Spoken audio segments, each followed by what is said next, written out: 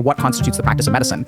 I wonder if Dr. Mike's going to push on this. I'm curious if you'll ask her. I feel like is it really that clear? I hard disagree there. Really? So you think that existed? Like the idea of major depressive disorder, generalized anxiety absolutely, disorder? right? He's going to say yes. Oh, because they're coming from different... See, there are different philosophies at work here. He's going to say no. Your data is fraught with error and bias and How so? subjectivity. You are frothing. You're seething. Why didn't you watch the Dr. K vid? Are you just not interested? Honestly, not that much. I'm probably going to mainly agree with Dr. K, and I'm probably mainly going to agree with Dr. Mike because I think they're probably mainly going to agree with each other. Hopefully there's some disagreement. My guess is going to be this conversation is going to be about Dr. Mike is going to say, hey, listen, the establishment of medicine is incredibly important. It's increased health, both mental and physical, across the entire world in measurable, vast ways. And it's really important that we maintain this rigorous process so that people continue to improve their health, so we continue to contribute to medical resources and research, and so that people are making wise decisions. And then Dr. Hay is going to say, oh, I agree. I agree with everything in established medical practice. I would never disagree with that. But I think that established medical practice is missing a lot of what makes mental health different than physical health. And the body of research right now, and all of the ways that we study double-blind drugs and everything else in physical, like physiological affecting drugs or neuropharmacological augmentations, whatever, right, drugs for this, is missing a lot of what needs to be taken account of in an individual. And I think that traditional medical practices like Ayurvedic medicine or other types of traditional practices are a little bit more holistic in how they identify and treat a patient. And there's even some research to suggest and support this. And Dr. Mike will go, oh, well, I agree. Yeah, I think that maybe there are some things we could learn. And then, yeah, we shouldn't write all of it off without studying some of it first. And then Dr. Hayes will go, yeah, I agree. And we shouldn't write off Western medicine. I would never tell somebody to do Western medicine over traditional medicine, and then they'll have like a kumbaya and boom, there you go. That is like 99. I feel like it's going to be 99% of this conversation just somehow stretched out to 2 hours and 20 minutes, but we'll see. They disagree far more. They disagree a lot more. That would be interesting, but it's quite a bit more confrontation. Oh, okay. All right. Maybe it'll be interesting. The all new Atlas robot from Boston Dynamics.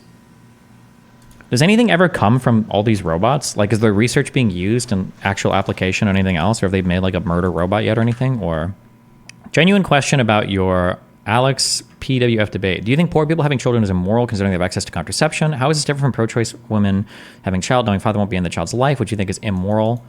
Having a child when you're poor, I don't think it's necessarily immoral. Poor people should be able to have kids. It doesn't mean you can't provide for it. But I feel like 2 parents is a reasonable expectation that most children can have, assuming you're pro-choice and not principally opposed to abortion. And if you're within the easy abortion window and you know that it's just going to be one parent involved, then I don't know why you wouldn't just like start over with another guy. So being a single parent is immoral. What about adoption? Why? I don't understand how... No, I do understand. Most people are understanding me. It's a minority that don't. One person typing something doesn't mean that everybody else has missed what I've said. Keep this in mind. Keep this in mind. I've qualified the fuck out of this opinion in 15 different ways. Prince Stewart, I don't understand how you can't understand what I'm saying. Let me try one more time. So being a single parent is immoral. What about adoption? What I said is if you don't have a principled opposition to abortion, meaning you're okay with pro-choice, okay, and you're pregnant and you're within like the first trimester, so an easy abortion window, and you already know that the parents are going to be completely separated, why not abort that child and just have one with a different guy that where you know they're going to be involved? Why would you not do that? And when you say, what about adoption? You're not talking about the creation of a child there. You're talking about a child that already exists. And having one parent is probably better than no parents.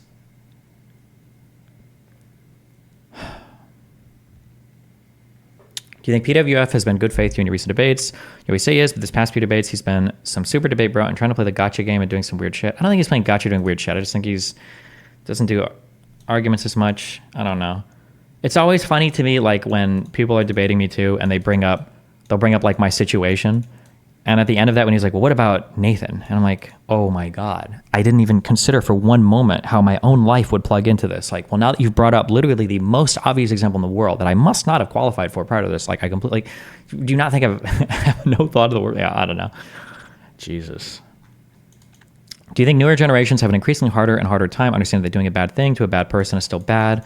I feel like some people genuinely don't understand. I mean, all of humans have trouble understanding that, right? If it's a bad person, then we always feel like we can do bad things to them. That's just a very human thing. You have to, that's just a thing you've got to fight against. So we have a very natural inclination towards that, I think. Okay. We are watching this, all right? What frustrates you so much about Ayurvedic medicine? It leads to a fundamental misunderstanding of healthcare. It opens room for health gurus and hucksters to take advantage of people. Now I'm understanding this conversation a lot better. So I noticed that this was becoming very... Do you think the child cares if it was born into a shitty life? You'd rather exist than not? No, that's not true. You can't have a preference on your existence without already existing. So the question is self-defeating. If you ask something that doesn't exist, if it would prefer to exist or not, the question is meaningless because just having a question implies a subject that can hear and respond to the question. So it's a meaningless, it's a stupid statement. You're loading the fuck out of it by asking somebody that's already born if they would have never not have been, which is inconceivable to a person that is. This is a pointless question. It's an impossible way to frame it. Antagonistic, which was really weird because I actually agree with the majority of what you're saying. I'm not talking to someone who has an open mind. If you presented some data... Okay, I'm not answering any more questions related to any of that. We're just doing this now. Information here that showed Ayurvedic medicine is way more accurate than you think it is, I would have changed my mind today. Dr. K, more commonly known by his channel tag Healthy Gamer, is a popular psychiatrist who has found success online educating on the intersection of mental health and gaming. Today we were planning to dive in and speak about his new book, How to Raise a Healthy Gamer, which is available now, but we actually found ourselves in a somewhat contentious discussion about Ayurvedic medicine. Ayurveda is an ancient Indian medical system based on ancient writings that rely on a natural and holistic approach to physical and mental health. For what it's worth, I think as an expert, Dr. K is one of the most honest, if not the most honest voice when discussing the benefits and harms of Ayurvedic practice. Are you thinking about your blacklist differently? You're not really doing that anymore? I am doing it. It's there. I just haven't had anybody recently. I was ecstatic to speak and learn about what's valuable versus what's not about the Eastern practice. I actually learned a lot in this conversation, and I hope you will too. Well, I'm not doing this anymore. Go back and think about this more, okay? I'll give you the tools, and then you can think about it, and then you can come back about it. But I'm not doing abortion right now, okay? Yeah, no. If you're saying abortion is a better outcome than ending up in an orphanage, you're saying the orphans should have been aborted. Your argument is that they'd be better aborted. No, you can't project into the past on a thing that doesn't yet exist, right? That doesn't make any sense, right? If I am with a woman at night and I'm deciding whether or not I want to come in her not, and I decide, you know what, I'm not going to come in this one right now, and I pull out, that doesn't mean that I have said that whatever baby would have existed, we should have killed it anyway. That doesn't work that way. If you could reverse causality like that, then you're literally murdering millions of people every single time you have sex with protection, every single time you don't, finish inside somebody. Like, that's just, it's an unbelievably meaningless statement to say that if you would have prevented the existence of a thing, then once the thing exists, you would kill the thing. You would decide it was better off not. That's just, it's a meaningless proposition. Or if you want it to mean something, it can. Like, you can say, yeah, it would have been better off if this thing didn't exist. But when people say that, that's not how you're hearing it. You're saying it would be better off now that you do exist if you could be wiped away. It's just, the question is meaningless, and that just doesn't mean anything. Okay, but listen, go think about that. Write something up. Call Mike later. Love you. For the idea of talking about, let's say, cancer or heart attack in comparison to talking about mental health, on one hand, I see the value of that, right? That we should treat mental health like a physical symptom. Like, you have a broken bone, you need to go get it fixed, the same way that if you have a mental health issue, you can get it fixed and talk about it. But on the other hand, there's really subtle differences that are super important. For example, the huge difference that I feel, I don't know if they'll get into this, between mental health and physical health is, for physical health, I feel like the goal of medical institutions is to just send you out not dying. But for mental health, it feels like the goal is to send you out mentally thriving. I feel like the different standards of how you're supposed to have your patients enter the world is significantly different, which makes there be a much higher burden on mental health. Like, if you go to the hospital and you're fat as you've got high blood pressure, you don't stay with a doctor until, you've worked off all your fat, you've got a better lifestyle going, you got muscles, you can run more, you can do all this shit. Like, that doesn't happen.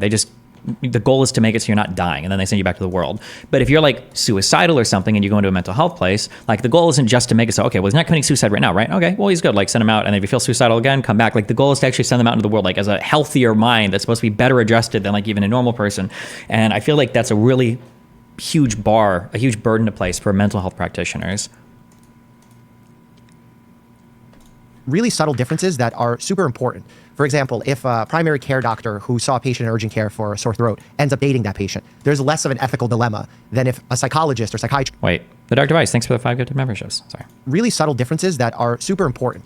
For example, if a primary care doctor who saw a patient in urgent care for a sore throat ends up dating that patient, there's less of an ethical dilemma than if a psychologist or psychiatrist ends up dating their patient. Do you agree with that?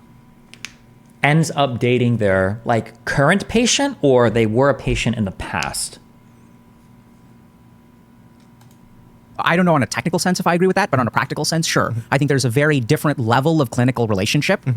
If you're evaluating a sore throat, which in a one-time clinical scenario, versus generally speaking, if you look at a psychiatrist Who's seeing a patient over a long period of time, or a therapist who has a long-term relationship with a patient, I think you also have like a more of a mental relationship that puts you in a different space for grooming than you would for like a physician, maybe.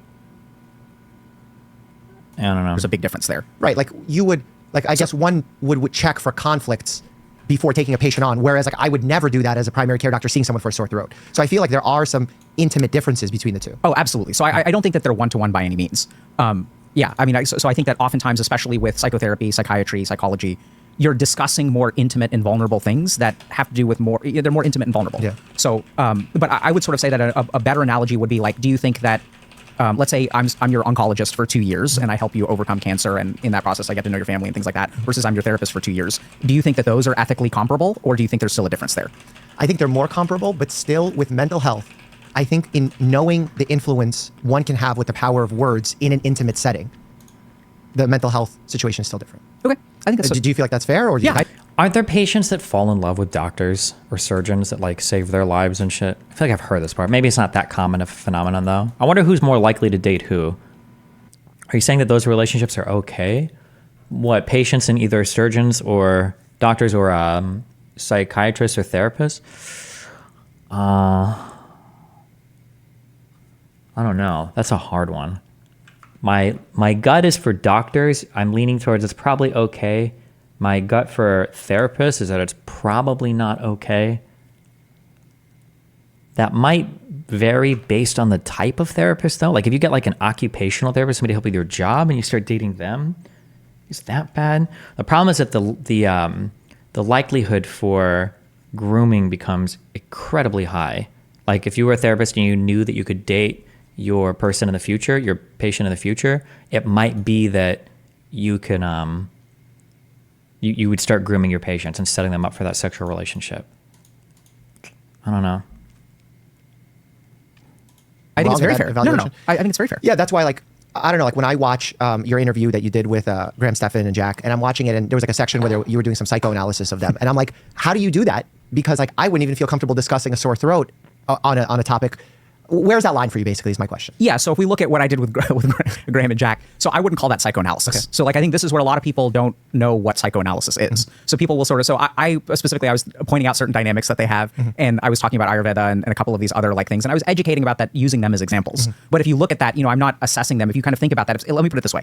Let's say that is the interaction that I have with someone who is presumably a patient. Mm-hmm. Would you consider that medical care? Like, would you say that is, so if someone comes to you and that's the kind of interaction that you have, mm-hmm. right, does that qualify as diagnosis or treatment in your book? I think it partially is, yeah. I think How so? when you're getting a history of present illness from a mental health condition, and as a trained individual in that area, asking questions about mental health and then giving your read on it is partially a history assessment, et cetera. What would be the condition that you would say I was assessing for in that situation? Personality disorder, potentially. Mood, asking those questions, and then giving your read of it. Again, I think when you're interpreting what someone is saying from your state and they're looking for you to have the answers, I feel like that's okay. Nice. Dr. Mike hit on this here. What Dr. Mike is getting at is that the issue isn't even necessarily what Dr. K is doing. The issue is going to be from the perspective of the subject being interviewed. They're going to view Dr. K as an authority. So whether Dr. K is intending for it to be diagnostic or not, that's the interpretation of the subject is going to be he's diagnosing me, regardless, right? Is I think what Dr. Mike is about to get at here. I think when you're interpreting what someone is saying from your state and they're looking for you to have the answers, I feel like, is that potentially making a diagnosis? And maybe I'm wrong. And no, I think this is a fantastic conversation, something I've thought about a lot, and I really appreciate your perspective. So let's just think through that, right? So here's the way that I think through it. The first is that if I was precepting a medical student or resident and they did what I did and they said, I've assessed this person for a personality disorder, I would fail them. Well, of course, that's why it's not complete. Right? But I think there's a difference, because if you're saying that this is not sufficient for a personality assessment, then it is also not sufficient for a personality assessment. So if someone did that and they said, I assessed this person for a mood disorder, I was like, no, you didn't. You didn't assess their sleep. You didn't assess their anhedonia. You didn't assess their guilt. You didn't assess their energy levels. You didn't assess their concentration, psychomotor, suicidality. I didn't assess any of those things. So if we really look at this is my read on it, the technicality of what it means to do a diagnostic interview, right? We literally have textbooks that say these are the questions that you should ask. So the DSM-5 has sample, algorithms for assessing diagnostic interviews. And I think the big difference is if we sort of say, okay, what constitutes the practice of medicine? I wonder if Dr. Mike's going to push on this. So let's say that diagnostically we're supposed to assess 5 different things. Does that mean that if we only assess 4, we can say that we didn't engage in any diagnostic practice there? Seems to be the argument that Dr. K is setting up that I don't think would be very satisfying. Hold on, let me grab a... Assessing someone for a mood disorder, if you do what I did and I bill an insurance company and I say I assessed you for a mood disorder, I could be sued for malpractice because I didn't actually assess for a mood disorder, right? And so that's kind of the way that I think about it, is if we say assessing for a mood disorder or a personality disorder, and I'll get to your point because I think there's validity there. If we say that this is what it is, did I do that? And the answer is, in my opinion, no. Therefore, I didn't do that. Does that kind of make sense? Yeah, that you're saying it's not complete, so that therefore it's not actually happening.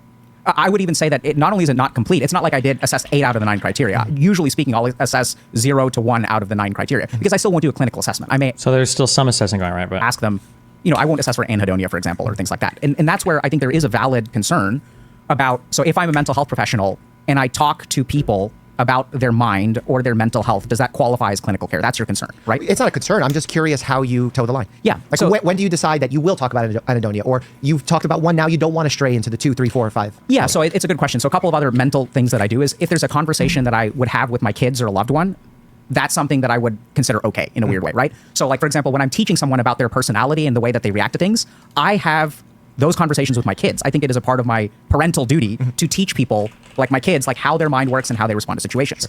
Now, if we say that qualifies as the practice of medicine, that means that I'm committing a ethical problem every single time I try to teach my kids about their mind. Right. So I think that this is where you're spot on, that mental health is different because the lines are blurrier, right? Where do you draw the line between teaching someone about their mind? Another good example of this is like if we look at people who are like spiritual counselors or coaches, and they're in the profession of teaching people about how they work and asking them questions and helping them understand themselves, are all of these people practicing medicine? And I think the answer is, we actually have a clear idea of this. The answer is no, we don't consider that practice of medicine. So then the question becomes, okay, so if I'm a psychiatrist, can I do something like spiritual counseling or something like coaching and it be separate from the practice of psychiatry? And there the answer is yes. So as part of how do I get okay with this, so we had conversations with the American Medical Association, the American Psychiatric Association, the Massachusetts Medical Board, where we basically asked them these kinds of questions. And the answers that we generally get are that, yes, you can do this. And there are many psychologists that will also be executive coaches and stuff like that. So it's possible. I think the main thing to consider, though, is that even as a physician, we are held to a ethical standard, even in the how can I say this? We're held to the ethical standard of a physician, even in non-medical space. Yeah. Like the same way when I read an ad, I have to be very careful because I'm putting that ad not as just an influencer, but with someone with a license. Yeah. So same principle there. Absolutely. So I think that's the standard, and we basically checked with people about that. And the reason I'm so curious about this, just to give you some background, is for me, doing this podcast, I run into the same dilemma of like, when should I pull back? When should I keep going? 2, as you mentioned with your kids, I've had people in my personal life, friends, loved ones, etc., that we would either get into an argument or they would come to see me for advice. And I'm like, I don't know where the line is here. Do you consider pain a physical or mental health issue? Chronic pain probably blurs the line hardcore. Ordinary physical pain probably is more of a physical issue, but the way that pain functions in people is very much like a neurological thing, I think. So pain is like very complicated, I think. I tried to read something on that at one point. It's just pain, like everything relating to pain and sensations of pain and experiences of pain is like a very complicated subject matter. Of, should I be doing this? Because there's such a clear conflict of, you might be my girlfriend, you might be my close childhood friend, you might be my brother. How far can I go without saying that I'm practicing medicine? Yeah, so like let's ask that question, right? So let's say that you're dating someone and they just had a bad day at work. Are you allowed to use reflective listening and empathic statements when you're talking to this person that you're in a relationship with? What do you think? I think empathic listening would be fine. I think when you cross into the line of them asking, well, you're trained, why do you think this is happening? Do you think this is related to episode X that happened 10 years ago? And now it's starting to cross into more medical questions I would ask my patients. Yeah, so I think that's where the line that I use is we have clear, very clear diagnostic questions, right? So in that diagnostic process, that is what the practice of medicine is. So if you also look at like, I'm curious if you'll ask her. I feel like is it really that clear? I feel like it's very clear for medicine, like non mental health medicine, right? That if somebody was asking like, hey, like I've got pain in my knee, and you're like, oh, well, you should try XYZ medication for it. Like you've clearly stepped over a line, and there's some things you should clearly not say as a physician. But I feel like when it comes to mental health stuff, I feel like there's a lot of overlap between a lot of these things. It seems like it'd be really challenging to figure out what counts and what doesn't. Medical boards, they will define so the American Medical Association defines the practice of medicine as like diagnosis and treatment. And then diagnosis is not just talking to someone about their mental health. Otherwise, we wouldn't be able to do that. Does that make sense? We can. Yeah, I mean, like if we look at the evidence of who has success with patients, whether it's a counselor, whether it's a... What is ethically wrong with giving someone good advice as a doctor? I'd have to look at the exact guidelines on how it works, but I'm pretty sure like if they're not your patient, then you taking on the liability and starting to make prescriptions to them based on limited history in a non-medical environment where you haven't signed the proper forms and authorization, where everybody's not fully informedly consenting to everything going on. It's an unethical thing to do, because people will take your advice on what you're giving them to way more because you're a doctor, and then they might start making medical decisions based on that, even though you don't have a formal patient-doctor relationship. Is not good. That's probably unethical. He's referring specifically to DSM criteria for which there are specific, clear questions to assess. Yeah, but is that actually true in terms of, I don't think the DSM, when you're assessing things on criteria, I don't think it requires you to ask word for word the specific question, right? So let's say somebody's talking to me and like ADHD comes up, and I ask somebody like, oh, wow, you really feel like this. Do you think you had trouble like focusing as a child? Because I know that issues in childhood, does that count as a diagnostic criteria for adult ADHD? Like there are questions that you could ask casually that I think would easily double as like diagnostic questions, but like any ordinary human, even without knowing the diagnostic criteria, could stumble onto multiple of these questions.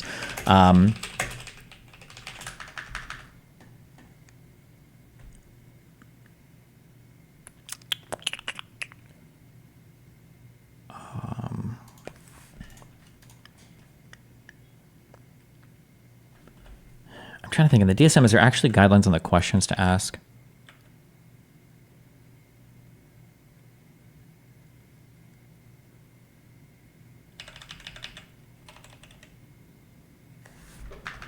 Even just bringing up the requirements and asking the person those exact questions. Yeah, but I don't think you have to, I feel like you could get at a lot of these without asking the exact questions.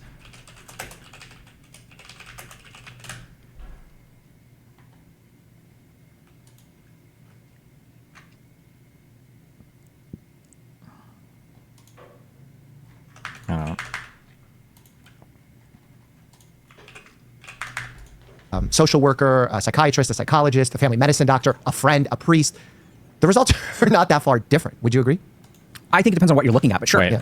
Or whether it's, like if we look at the evidence of who has success with patients, whether it's a counselor, whether it's a social worker, a psychiatrist, a psychologist, a family medicine doctor, a friend, a priest, the results are not that far different. Would you agree?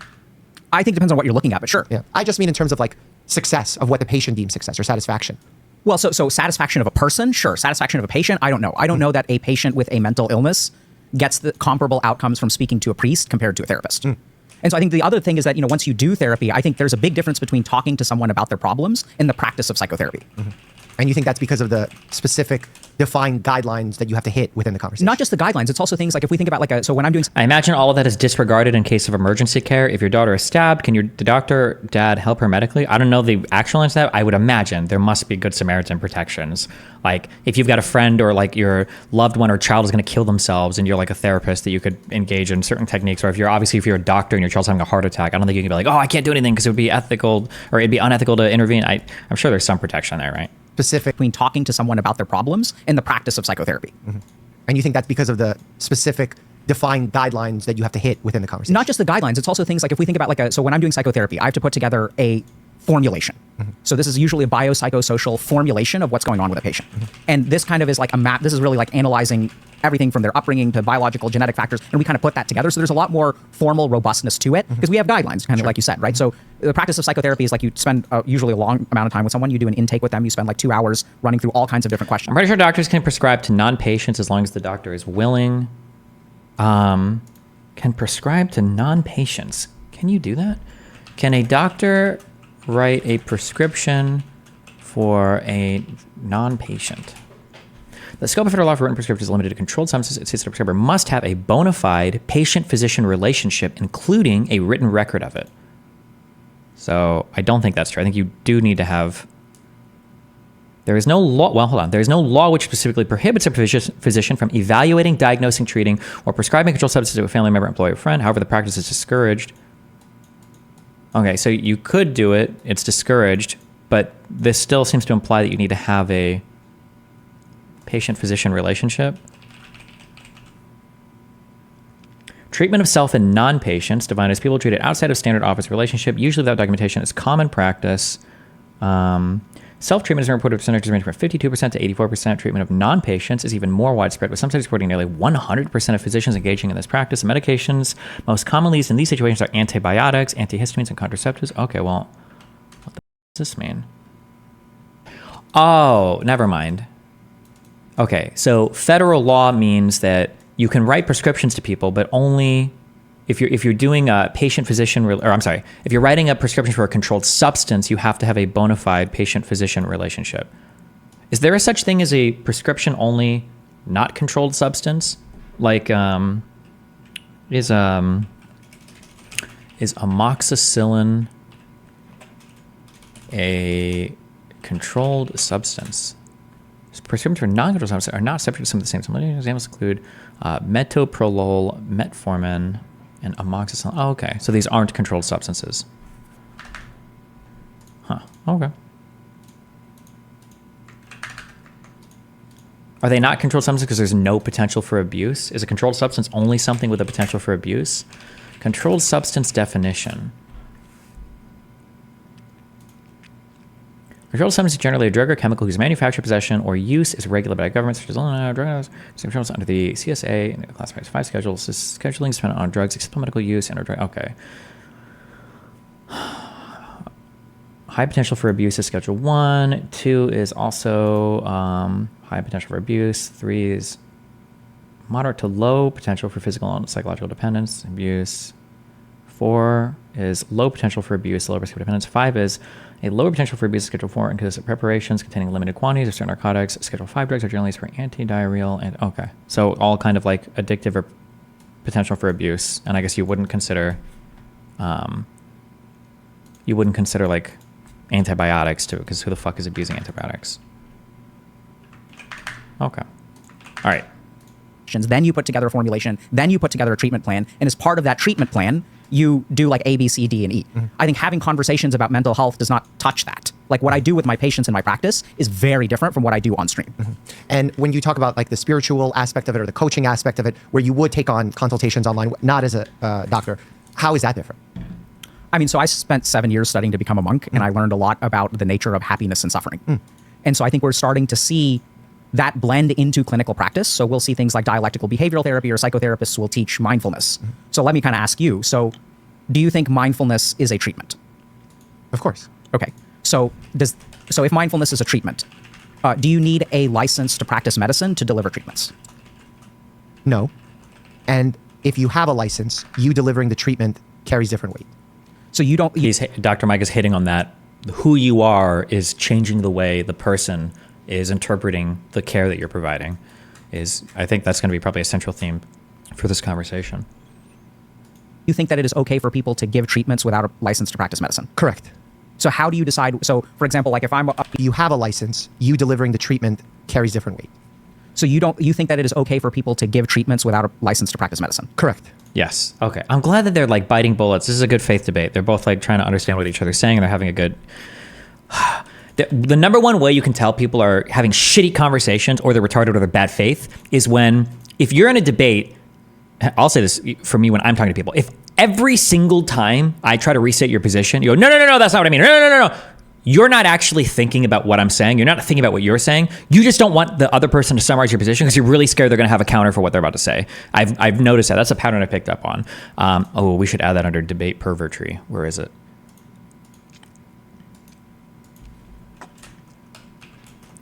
Never letting your opponent, or it would be your opponent never seeming to be able to summarize your position ever.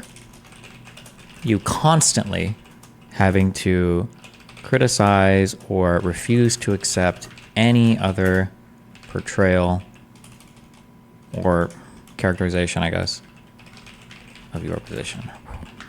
I'll expand on these later, but that's a good one. So you think that it is okay for people to give treatments without a license to practice medicine? Correct. So how do you decide? So for example, like if I'm a random person on the street, I can give IV fentanyl to people and that's okay in your book? Nope, I think that there's because that's a controlled substance, right? difference between medications that are supplement form.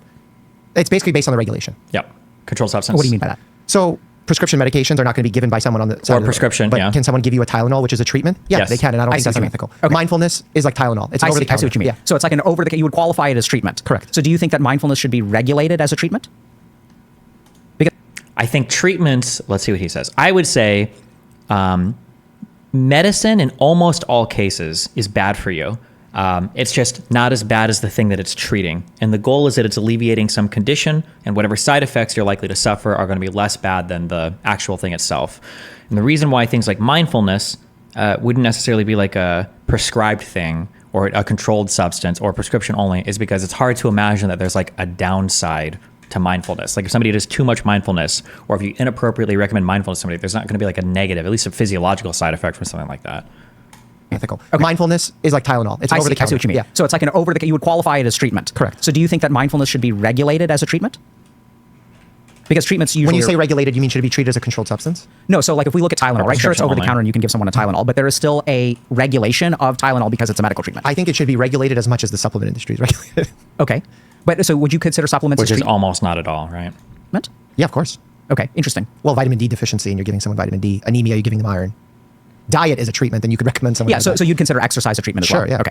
But So- I also, like, for example, Sam has a friend and he wants to become more fit. Sam will tell his friend, you should exercise this exercise I do. It's wonderful. That's a treatment. His friend didn't get checked by a doctor beforehand, has a heart attack, dies. Is Sam liable? No. I tell a patient, go exercise, go high intensity, do this. Didn't check them for cardiac disease. They have a terrible blockage. I am liable. Yeah, that's very interesting. Yeah, so I think it, Is that true? Wait, hold on. Beforehand has a heart attack, dies. Is Sam liable? For example, Sam has a friend and he wants to become more fit. Sam will tell his friend, you should exercise this exercise I do. It's wonderful. That's a treatment. His friend didn't get checked by a doctor beforehand, has a heart attack, dies. Is Sam liable? No. I tell a patient, go exercise, go high intensity, do this. Didn't check them for cardiac disease. A patient. So he's got an official, he's got a bona fide patient-physician relationship. Okay. They have a terrible blockage. I am liable. yeah, that's very interesting. Yeah, so I think it makes sense. I think we would agree. I would use different terminology, but I think your terminology I like better. In what regard? What do you mean? So I would not. So I think just because something has therapeutic value, I think we're basically saying the same thing. So I think that just because something has therapeutic value does not make it a treatment in my mind. So I think that what makes something a treatment is whether you are using it to treat a medical condition, right? So exercise, mindfulness in that way, I think is a evidence-based treatment for mental illness, but I do not consider it a medicine at its root Interesting. How come? because it's not designed to treat a medical condition. That's not why it was ever developed. But I don't like that explanation. Not designed to treat a medical condition. I mean, depending if we now consider some of these mental illnesses medical, do we consider mental? Well, that'd be the question. Is like depression a medical illness to you? If something was designed to treat something that later becomes classified as a medical illness, does that thing become a treatment? interesting. How come? Because it's not designed to treat a medical condition. That's not why it was ever developed. But if DBT uses mindfulness as a tool, you consider DBT a form of treatment. Yes, absolutely. So how do you draw that distinction? Because DBT is not. DBT is dialectic behavior therapy. It came from cognitive behavioral therapy, usually used for patients with borderline personality disorder. Not meditation. Right. So DBT is literally dialectical behavioral therapy. So it is Okay, a no, I don't know why the fuck I said anything. protocolized treatment that includes something that is from a spiritual tradition, like meditation. Sure. So what we're doing is we're taking this tradition of spiritual development, we are distilling it down into a certain set of practices, which are then tested and used for a clinical improvement. So is like a life coaching session or a spirituality session a diluted medical treatment? I think medical treatment is oftentimes a diluted spiritual pursuit. Oh, tell me more. So if you look at meditation, right? So we use mindfulness for, clinical treatment. But if you really look at the development of meditation was designed to help people attain moksha, enlightenment, nirvana. This is why we developed it. So they were not interested in treating depression or anxiety. That's not why they did it. They did it to attain a state of superhuman bliss, let's say. Can I ask you a question about that? Yeah. I don't want to lose your track, though, so we'll come back to that. It's hard to judge why things were created in the past. It's hard to even look back. So he's going to hit on what if they did create it to treat something, but now we consider that thing a meta? I think he's going to hit on this question. At history 100 years ago and try and gauge, for example, why I did something yesterday is hard for me to judge. Yeah. So I'm wondering how much more difficult it is to judge why someone created something thousands of years ago. So I'm going to pose a question to you to be more specific. Is it possible that the reason meditation was created was to ease symptoms of anxiety, depression, even though they didn't have these diagnoses? That we have, And they called it enlightenment. It's possible. I mean, isn't it reasonable to say that? Yeah. Well, it depends. I mean, do you trust the people who made it? And if they give you a reason, so if I invent something and it's not that they're giving you a reason. Oh God, this has to do with the, or I'm not saying, oh God, I'm sorry. This is a good conversation. It had to do with is this a language question, or it might be a question of metaphysics, ontology, that the Dr. Boger, whatever the fuck, who argued with Vosh over what water was, H2O. If somebody called a river full of water a long time ago, but if that substance was something different, would it be the same as calling H2O water today? What does it mean when you call a thing a thing? And if that thing, your understanding of the thing changes, were the last people referring to something different? Were they using the wrong word? Were they referring to the same thing, but they had a different understanding of it? There's so much to mine there, philosophically rich material to mine there about how we use language and the metaphysics of how we identify a particular thing and what that thing actually is and what we mean when we say a thing. We use water and H2O synonymously, in labs and stuff, but when we say water in the real world, we don't really mean H2O. There's water, there's hard water, there's water with minerals in it, there's water with a whole bunch of different things in it, we call all of it essentially water. I'm drinking water, not water plus, right? So there's a lot of... Well, it depends. I mean, do you trust the people who made it? And if they give you a reason, so if I invent something and I say, I invented this bottle, and this bottle is to drink water from, how much faith would you put that the reason I invented this bottle is to drink water from if I tell you this is why I made it, as opposed to this is a bottle for my piss if I can't find a toilet? Yeah, right? I think that applies in the present or in the recent past. I think when you look back so far, time-wise, their definitions and understanding is going to be greatly different. So they would never have said mindfulness is a treatment for anxiety, depression, because they didn't have those terminologies. Oh, fuck. This is this is why people that say philosophy of science will get triggered when they hear, but not to say that these guys are dumb or whatever, but this is something where philosophy could greatly inform this part of the conversation, because this is a really interesting concept. Let's say that I figure out that meditating in the past seems to ease nervousness that people have. And then later on, we find out that nervousness, for what meditation helped with, is actually a symptom of anxiety. Was meditation made to help cure anxiety? Or was it made to help cure a thing that they didn't call anxiety, but it was? Or do anxiety and nervousness, do these both refer to the same thing conceptually? And we're just using different words for it? Or is this thing a part of this thing? And we're is it a subset? Is it subsumed by? Were all of the things in meditation past now encompassed by the word anxiety? It's just, this is a heavily entrenched, I think, metaphysics question. Have said mindfulness is a treatment for anxiety, depression, because they didn't have those terminologies. I hard disagree there. Really? So you think that existed? The idea of major depressive disorder, generalized anxiety absolutely, disorder. right? Okay, he's going to say yes. Oh, because they're coming from different... See, there are different philosophies at work here. He's going to say, no, depression didn't exist back then. Of course not. What do you mean? We have the literature on this. We can read. Nobody said these words. And Dr. K is going to say, oh, well, hold on. They might not have said these words, but you better believe that there were archetypes of people. There were characteristics that people exhibited. There were symptoms that people had that, of course, they had an understanding of what depression was. They just called it something different, right? The agua H2O thing, unironically, here. Hard disagree there. Really? So you think that existed? The idea of major depressive disorder, generalized anxiety absolutely, disorder. right? Okay. So we have, for example, Ayurvedic medicine, which diagnoses mental health conditions, right? So you have systems. I'm not familiar with that. So tell me about those systems. Yeah, so you have medical systems. So this is the big thing, is that medical systems would diagnose things like depression, bipolar disorder, stuff like that. And the reason that I say that meditation was not developed to treat a mental illness they wouldn't is because use those they say words. that they're I invented this thing to help people attain enlightenment, get rid of suffering. And then along the way, you will treat your mental illnesses, but that's not the goal. So the way that I understand it, and the reason I trusted it because that's what they say, right? So they were very clear about, and then who are we to say, oh, they didn't understand these terms? Wait, well, hold on. He went in a slightly different direction. Did they actually say when Ayurvedic was saying that they're treating like depression or anxiety? I seriously doubt that. Unless it's a way more recent medication than, or treatment, I should say medication, than I'm aware of. Ugh, yikes. Okay, no. Okay, interesting. We'll see where this goes. Terms and things like that. I think that's actually sort of judgmental. And I'm not calling you that, but I'm just saying to look back at them and say they didn't know better, they didn't use this language, and we are interpreting what they said based on our understanding, I think is not a good idea. So what I would say is they're very clear, right? So if you read something like Patanjali's Yoga Sutras, so this is sort of like a seminal text on yoga, and he kind of says like, okay, here's how we're going to talk about enlightenment, and here are the different ways to attain liberation. Here's like some of the challenges from attaining liberation. Here are the malfunctions of the mind, or not malfunctions, but the ways in which the mind can operate poorly. And then on the flip side, we have a comparable text of Ayurveda or something like traditional Chinese medicine. Well, they'll talk about mental illnesses. So they'll talk about things like even things like cerebral palsy or malfunctions of the brain or things like bipolar disorder. And they'll have treatments, like usually herbal treatments and other kinds of things where they separate these two. One is a rog or an illness. And the way that I kind of understand it is the use of medicine is to get you from negative 100 to 0, to remove something that is malfunctioning. Meditation is a process to go from 0 to 100. Oh, okay. Yeah. So this is what I was saying before, that like for physicians, you just need to make sure the patient's not dying and then you send them out and they're fine. But for mental health, you're trying to actually go past the not dying point to like you're mentally like very healthy. Yeah.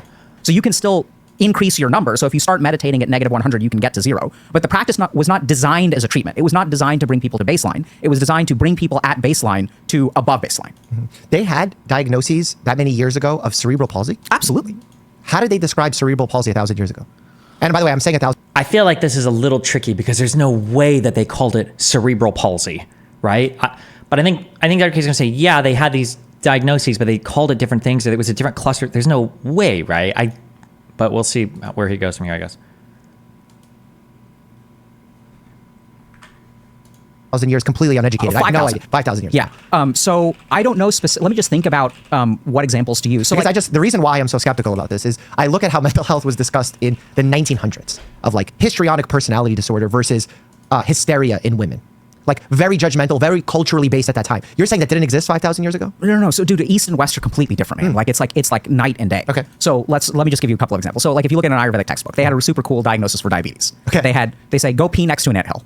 If the ants drink your urine, then you're diabetic, right? So they had a lot of understanding of physiology. What did diabetes mean to them? Yeah, because they don't have concepts relating to like insulin resistance or anything like that, right? Which is essentially how we characterize type 2 diabetes today. So whatever they call diabetes, they're talking about a similar thing, but they're not actually referring physiologically to the exact same thing, right?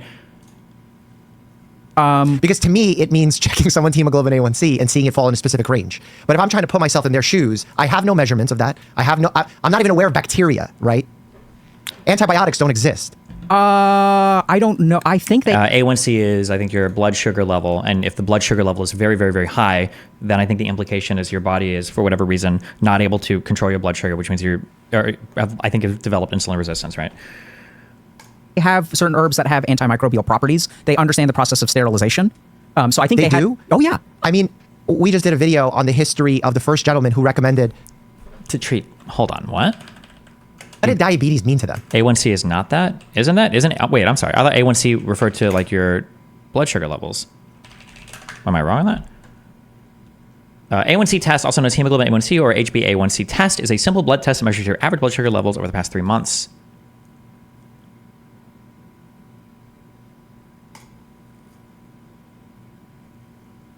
Okay, it's not exactly your blood sugar. It's a thing that tracks with your blood sugar, I guess. Okay. Because to me, it means checking someone's hemoglobin A1C and seeing it fall in a specific range. But if I'm trying to put myself in their shoes, I have no measurements of that. I'm not even aware of... A1C is a sugar attached to red blood cells relating to long-standing hyperglycemia. Okay. Glycemia, sorry. Bacteria, right? Antibiotics don't exist. I don't know. I think they have certain herbs that have antimicrobial properties. They understand the process of sterilization. Understand the process of sterilization, but don't have a description or fundamental understanding of bacteria or germs. I feel like Dr. Mike needs to really mine, like, we have to sort out, we're having huge metaphysical differences right now. We're referring to things in completely different ways, and we're in different worlds right now. I think we need to sit and actually like drill down on these. So I think they do? Oh, yeah. I mean, we just did a video on the history of the first gentleman who recommended washing hands in between treating morgue patients and delivering babies in That's the in the 1800s. West. When Dude. was that? 1850s, yeah. I mean, so I may have a rose-tinted glasses when I look at Eastern medicine. I don't think Eastern medicine is perfect by any means, but they absolutely like do like, so even if you look at in Indian culture, this is how well they understood microbiology. So in Indian culture, we eat with our hands, right? Okay. So, you know, we also don't have toilet paper. So anytime I don't know that, actually. So like if you look at like ancient India, like I'm just, you know, toilet paper is a relatively recent invention. Of course. So how did people in India clean themselves after having a bowel movement? They would wash with their hands. So and then this is how well they understood microbiology. You never eat with your left hand. You always eat with your right hand, and you always wash with your left hand. That's funny to me because you view that as like them practicing microbiology. I view that as them stereotyping and being rude to people who are left-handed. No, I'm just saying. Yeah, no, I mean, but there's a Like reason. they were aware of the No, no, bacteria, but they weren't aware that some people prefer to use that. No, they were absolutely aware that. Do you need to fully understand something to use it? That's a very profound question, right? Like, I think Newtonian mechanics, I'm pretty sure, are accurate enough to get you, like, I'm pretty sure to the moon and back, right? I don't think you need any quantum physics or any understanding, any deeper understanding of physics. I don't believe, right? To get like a rocket ship to the moon and back, I don't think you need to. So, and that's theoretically, technically, that's not like an actual understanding of the actual deeper physics of what's going on, but it's like close enough, right? So, and quantum mechanics might also be other types of approximations, although that's more technical, but I don't know. Left-handed people. What they realized is, I don't care if you're left-handed. There needs to be a convention where bacteria that come out of your ass should not be put in your mouth. Sure. And that is more important than the handedness, because they literally lived in a society where there were endemic diseases like cholera and stuff like that. So for the sake of sanitation, they would always have you eat with one hand, and you never use this hand. And this is your washing hand, and these are completely separate. So one hand touches the back of the GI tract, and one hand touches the front. So they had an understanding of microbiology in that way. I don't know. Well, was it microbiology or did? Yeah, was it Yes, you have to sort this out. Was it microbiology, or did they just know a simple cause and effect without understanding any of the underlying stuff at work? They just see cause and effect. Yeah. Probably more of cause and effect than microbiology, because this is where they also. But that's again the difference in metaphysics, right? We're talking about different things. Understanding just a cause and effect, which it seems like is what Dr. K is saying, is fundamentally, well, is it fundamentally different? It's quite different than what Dr. Mike is saying, which is just understanding or having like a deeper understanding of like what's actually going on, right? Develop something very similar to the theory of humors. So they have like these concepts of elements. Yeah. But the really interesting thing is that I think what they did is notice all kinds of correlations and then developed a heuristic system to explain those correlations. My question is now, is this a radical form of survivorship bias where I feel like you'd be a good moderator for a convo like this. Yeah, it would be a lot of fun to moderate a convo like this. Explain those correlations. My question is now, is this a radical form of survivorship bias where we're remembering the ones that turned out to be right and are not pointing out the hundreds of correlations that they deemed as cause and effect, and they were magically wrong? Like, it could be. So now let's get into that. This is great. Okay, so let's look at that in a couple of different ways. So it's absolutely a possibility of survivorship bias. So let's also remember that there are a lot of things in Ayurvedic medicine that are not correct, right? So this is where, and what tends to happen is we don't propagate those. So, and then what ends up happening is a survivorship bias where the stuff from Ayurvedic medicine, like let's say ashwagandha or brahmi or meditation, these are the things that we now associate because we remove things like heavy metals in the usage of medicine. So there's something called Rasa Shastra, in which they'll use things like arsenic, mercury, things like that as treatment. But that is not nearly as popular, but that's absolutely a part of Ayurvedic medicine. So to say that Ayurvedic medicine is right, I think is a gross overgeneralization, because there are 8 branches of Ayurvedic medicine. Some of them have scientific support. Some of them have scientific evidence that they're actually harmful. Now, there's even a counter argument to that, which is that they may have known something about the usage of these. There are popular medications today that we don't know how they work. It's like that's kind of true, but that needs to be heavily qualified, right? That needs to be heavily qualified. Like, there are going to be really sophisticated programmers that don't really understand maybe why a particular program works or how code works, and I don't understand how the program or code works, but our understandings are very different from each other. Just because you can say like, oh, well, they don't know how this works and they don't know how this works, that doesn't mean that they're both on the same level of understanding, right? So for medications and stuff today, like we don't have like a fundamentally 100%, well, really of almost anything in the human body, to be fair, right? Like when we say like SSRIs do this thing, I think we notice like, well, when you have more serotonin, this tends to happen and this tends to happen. So we kind of medicate, we go by trials and see. But like even knowing that neurochemicals exist probably confers a greater level of understanding than somebody who's like theorizing humors, right? So yeah, we might not know 100% why a medication does what it does. I don't know if we know that for anything in the body, technically, maybe, except for maybe very simple medications. But the level of understanding is still much greater than somebody who's just making guesses based on spirits or something else, right? Chemicals that we don't. So a good example of this is if you go back 60 years ago and someone shows up and says, hey, you don't need to take an SSRI for your mental illness, you can sit there and meditate. And what would science have said 60 years ago about meditation? That it's useless. Absolutely, right? And that's what we did say. And so they figured something out that based on our modern understanding of biology at the time was literally useless, was so antithetical to everything that there was a revolution in biological psychiatry. We're like, this is complete BS. Mm-hmm. And we were so confident. Mm-hmm. And today it turns out that we're grossly wrong about meditation. Yes. But again, are we just pointing out the one time we were wrong and we were actually right the huge majority of the time? That is what I think makes Western medicine the best. So what makes Western medicine the best is we are the best at pointing out when we're wrong. Mm-hmm. That's what makes it. That's a scientific method, is it not? Sure. That's why people were mad during COVID that guidelines changed. And it's like, well, because we were pointing out when we were wrong. So yeah, that's the scientific method. So I think this is the weakness. I helped organize a conference at Harvard a couple of years ago, and one of my mentors was on the panel. And so this is a conference on integrative medicine. So there were a bunch of like Eastern medical practitioners there, and they kind of asked this question. They said like, what do you think needs to happen for Eastern medicine to be more widely accepted? Mm-hmm. And my mentor, brilliant guy named John Denninger, said, you guys need to let your treatments fail. Mm-hmm. The problem is there's such a pissing contest between Western medicine and Eastern medical practitioners that no one on the East is willing to say, yeah, this treatment sucks. Mm-hmm.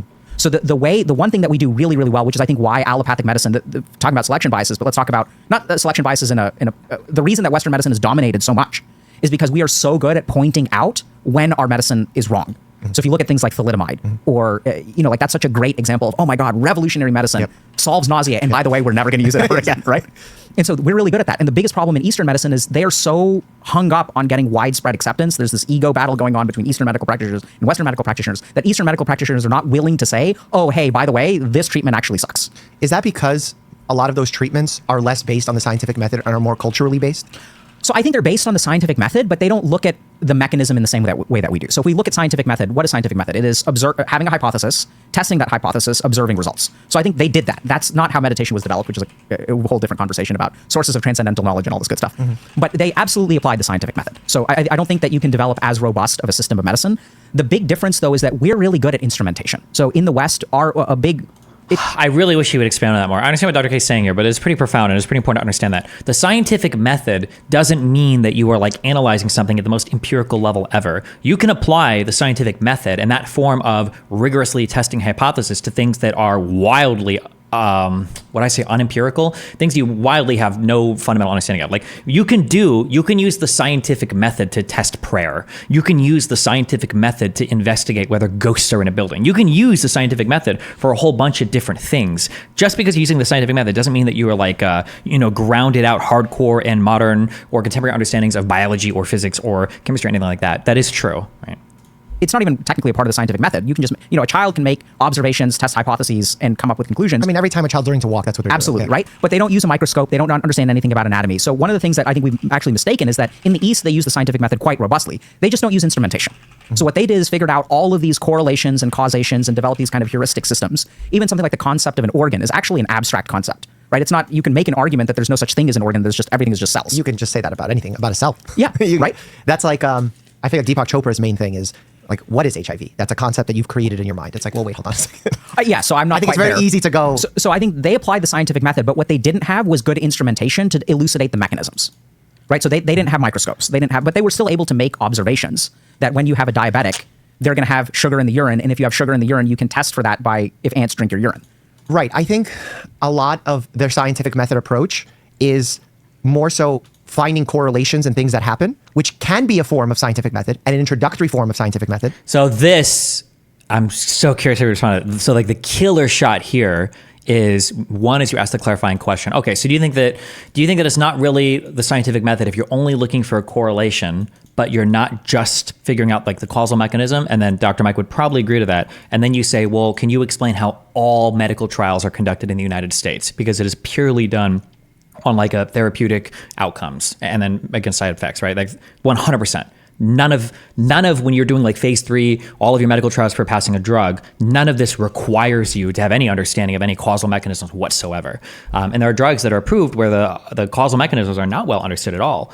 That would be I'm so curious what Dr. Mike's response would be to that. But then in order to see if your correlation is valuable, can you affect it? Can you reproduce it? Can you generalize it? That is always missing. In Eastern medicine? Yeah. I disagree. Really? So tell me more. Oh, but he's going to try to defend it in Eastern medicine instead of attacking Western medicine. Okay.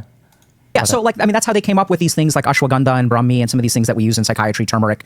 So for example, the usage of bitter herbs in the treatment of diabetes. So what they did is, I think, right, so I wasn't there, you just have these texts where they'll say, okay, if you've got someone who's a diabetic, they need to eat bitter melon. So I think what they discovered is that when you feed someone a food. You're completely right with the coding example too, more than you know. A lot of programming is just causal and effect shit. Yeah, but that's going to be true of everything. But people sometimes just don't realize like the level of like knowledge they have, where they're like, oh, I don't know why this worked, or I have no idea why this worked. But the reality is they understand a great deal about it. Or it might even have with music. I'm sure if we got Ziana on here and I'm like, oh, why does this like chord progression work? And she's like, I don't know. It just seems to work. But that I don't know is doing a lot of lifting here. I don't even know what it is. It's masking a whole bunch of underlying knowledge of like, it's like the difference between like, if you compare like this guy's got this mountain of knowledge or this anthill of knowledge, and this person is like this mountain of knowledge. And then somebody who's asking like, oh, like how are you able to jump this high or something, or get this high or something? I don't know. This would be the comparison. And the person here's like, oh, I don't know. I have no idea. I just happen to, get up there. Maybe because they didn't understand like just this part,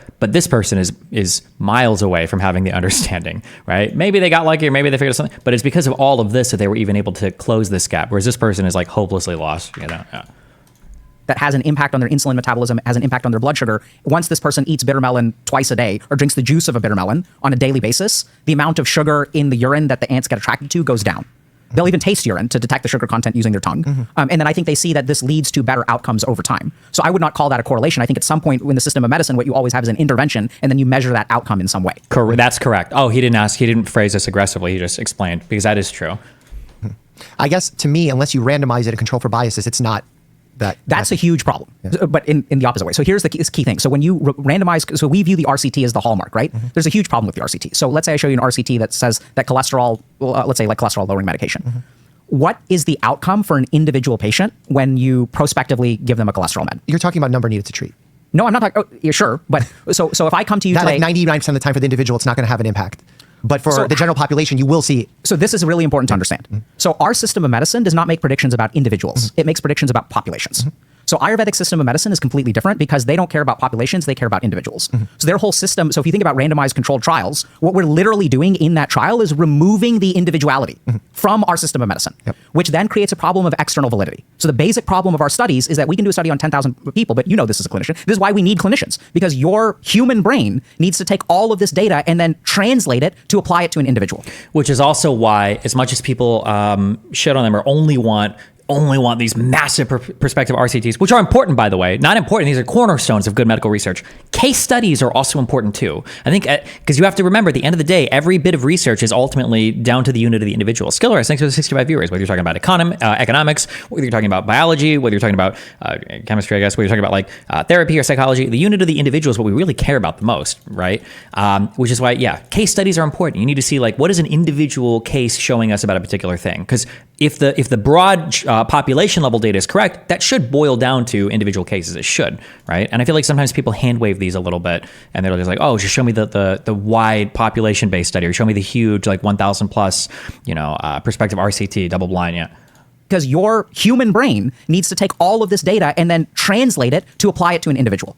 So in the Ayurvedic system of medicine, they think that randomized controlled trials are the antithesis of practicing medicine. Can I explain why I heavily disagree? Yeah. Well, I agree with, first of all, the notion of why we need clinicians, of taking generalized concepts and individualizing it to the person in front of us, 1,000%. And I think that's what my residents get wrong the majority of the time. I just did a video on this because the idea of number needed to treat, just why I brought that up, is because it's a topic where, for example, lowering blood pressure, we see population-based, controlling it to a certain number will prevent 30% of heart attacks and strokes. But for the person sitting in front of you, 98, 99% of the time, it's not going to do anything. So the question of why I still, or the reason why I think randomized controlled methods are still the best for the individual is because we're throwing out the baby with the bathwater. What does that mean? We're throwing away randomized controlled studies because they're imperfect to the individual. I think we need to look at it deeper and say, right now, this is the best knowledge we have for the general public, which will ultimately be the best for you because this is the best information we have. In the future, as algorithms as information gets better, I think we can better individualize randomized controlled studies so that we can run simultaneously thousands, millions of experiments to know instead of 80 patients I need to give this blood pressure medicine to prevent the heart attack, only 10. So now I'm targeting the therapy more towards the individual and less towards the general public. So I think his argument is basically like, well, if the RZD is not targeting the individuals just because there's not as many, what do you call a factor that influences the outcome? Like in any study, you've got like controls and variables, but what do you call there's a name for like the input that will impact whether your therapy has an effect. Isn't there a particular name for this? Confounding, maybe a little bit, but I think there's a more precise name for it. Somebody said determinative factor. Is that the actual name? Mediating variable? I'm just saying, like, theoretically, if you could determine what every single one, I've seen determinant, maybe. If you could figure out every single determinant variable for a particular thing, then you should have a 100% success rate on an individual for helping this particular person, right? Like, if it was the case that we knew that if you, like if you had a runny nose, like 100% of people that blow their nose don't have a runny nose anymore. I don't know if I can think of an example, But so then ideally what you would want has millions of experiments to know instead of 80 patients I need to give this blood pressure medicine to prevent the heart attack, only 10. So now I'm targeting the therapy more towards the individual and less towards the general public. But so then ideally what you would want is not even a randomized controlled trial. You would want trials on an individual, right? Because that's when you produce perfect correlation between your scientific Absolutely methodology. Explain that to me. Too much bias when you're treating a single person. But isn't that what you're looking for? Yeah, this is so interesting. Too much bias in a single person. I think that it's so interesting because we're talking. I think there's four huge subjects that come together in these conversations. One is just the broad subject of medicine, because obviously we're talking about medical interventions for people. You've got the whole ethics and the science and everything relating to that. So you've got the whole science of medicine. Then you've got philosophy. Philosophically, what does it mean when we call a thing a thing? What does it mean when we call an intervention intervention? What does it mean when we call a treatment a treatment, right? And there's a whole philosophy backdrop to this, which is interesting, is really interesting.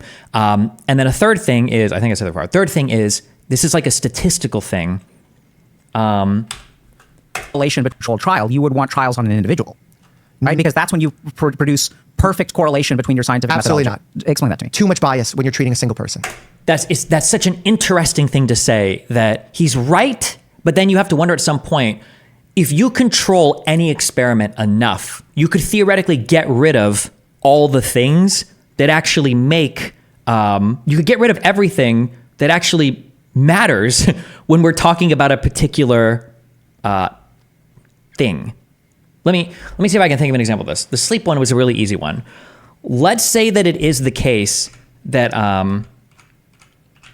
okay, I'm going to try to do this on the fly. Stats is hard. Unintuitive stats is very hard. Let me see if I can do this on the fly, okay? Let's say that we have a thing where 100% of people, okay, have sleep issues, all right? Let's say that these people with the sleep issues, no, wait, hold on. I'm going to have to take a minute to think about this. I might not be able to do this on the fly, okay?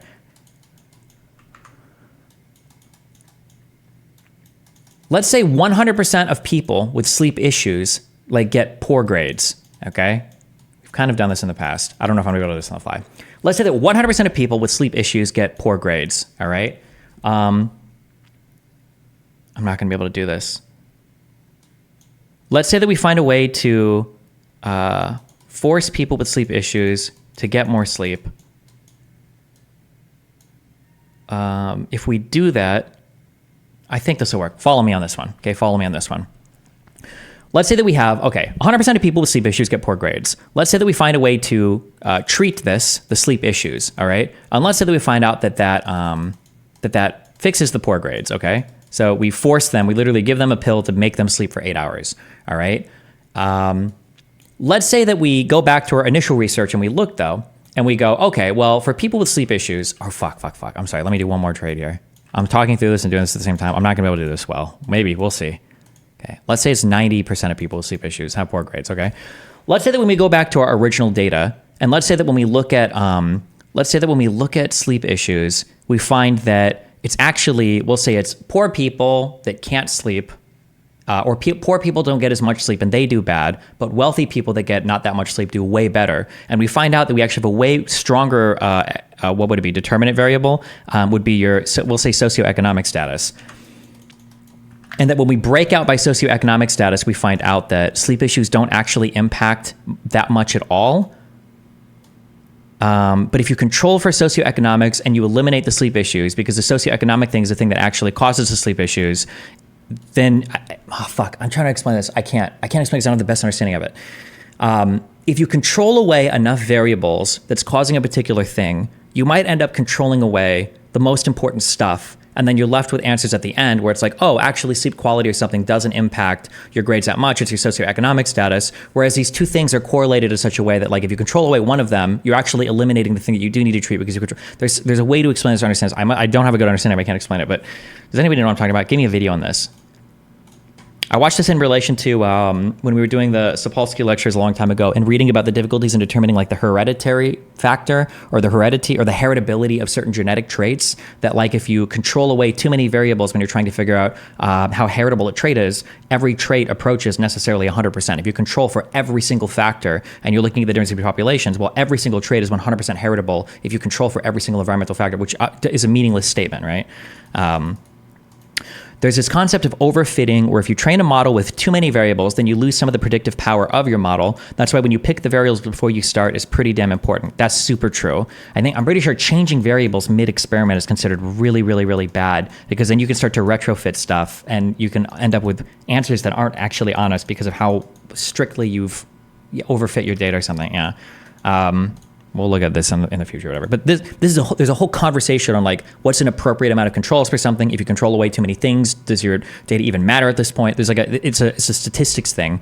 I don't know how deep either of these guys will go into that, but produce perfect correlation between your scientific Absolutely methodology. not. Explain that to me. Too much bias when you're treating a single person.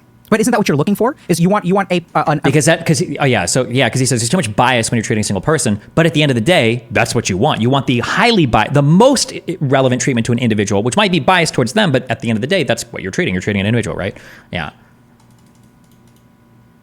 This is called a partial correlation in stats, particularly used in econometrics. You can remove the effect of certain exogenous variables to see the effect on the amount of explaining you did in the data. Okay. Amount of bias that is specific to the person. So let me give you an example. I think bias works both ways. So let me ask you a question. So let's say, so we now have some of these services in psychiatry where you can do genetic testing on a person. Correct, to see which medication is going to have the best. So do you think that those kinds of these are not recommended by the American Psychiatric Correct. Association? Yeah, I just had a patient bring this in last week. Yeah. So I don't. Oh, fuck, that's right. Oh, shit, and I've even used it before. That's such a good thing. Thank you.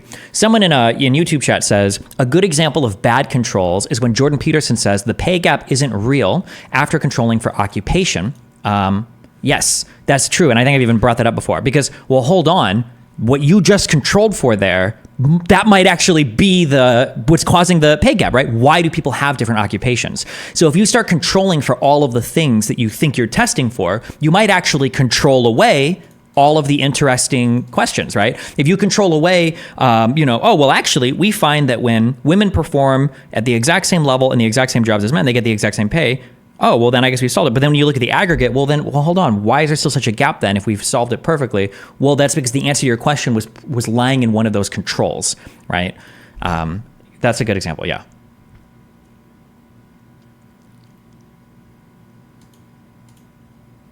Use them usually in clinical practice because the data does not show that using these services in randomized control. The problem is that every variable you add necessarily adds predictive power to your model, whether or not it is predictive just due to random variability. Yeah, maybe, but I think it might be becoming more and more predictable, but over probably a smaller population would be my guess. The more variables you add, the higher predictability, which ultimately I guess is what these guys are talking about. Like if you've got an infinite number of variables, eventually you're describing a single person, which is highly biased, which is perfect for the individual, but not very worthwhile for a population, I guess, right?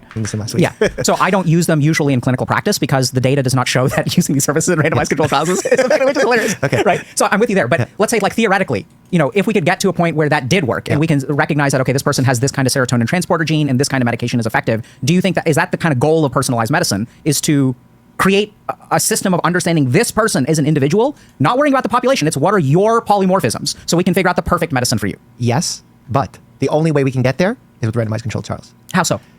In order for us to know that this works on this person. Oh, we have to say a randomized control trial that this is effective for lots of people. Yeah. So the methodology is personalized. Yeah. And then we are doing a randomized control trial on personalized methodologies Correct. to see that personalized. That I'm with you 100%. Okay. So when I look at the Ayurvedic system, I think they're closer to that personalized methodology. Don't you feel like there's so much bias in that approach, though, when they try? Like, for example, I had Dr. Gundry. So I think Dr. Mike needs to clarify here. God, I feel like philosophy could help expand this. When Dr. Mike is saying, don't you think there's a lot of bias there?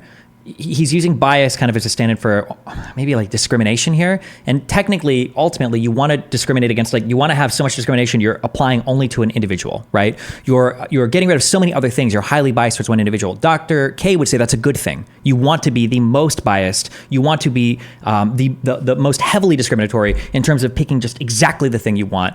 And that's ultimately, that is the goal of everything, right? But what Dr. Mike is saying is, don't you think that that type of research broadly done is so biased that it's worthless on a broad population level? You can't actually conduct research that way. You can't have every single individual step into a lab or into a practitioner's office to get a unique, personalized assessment of what you're doing, right?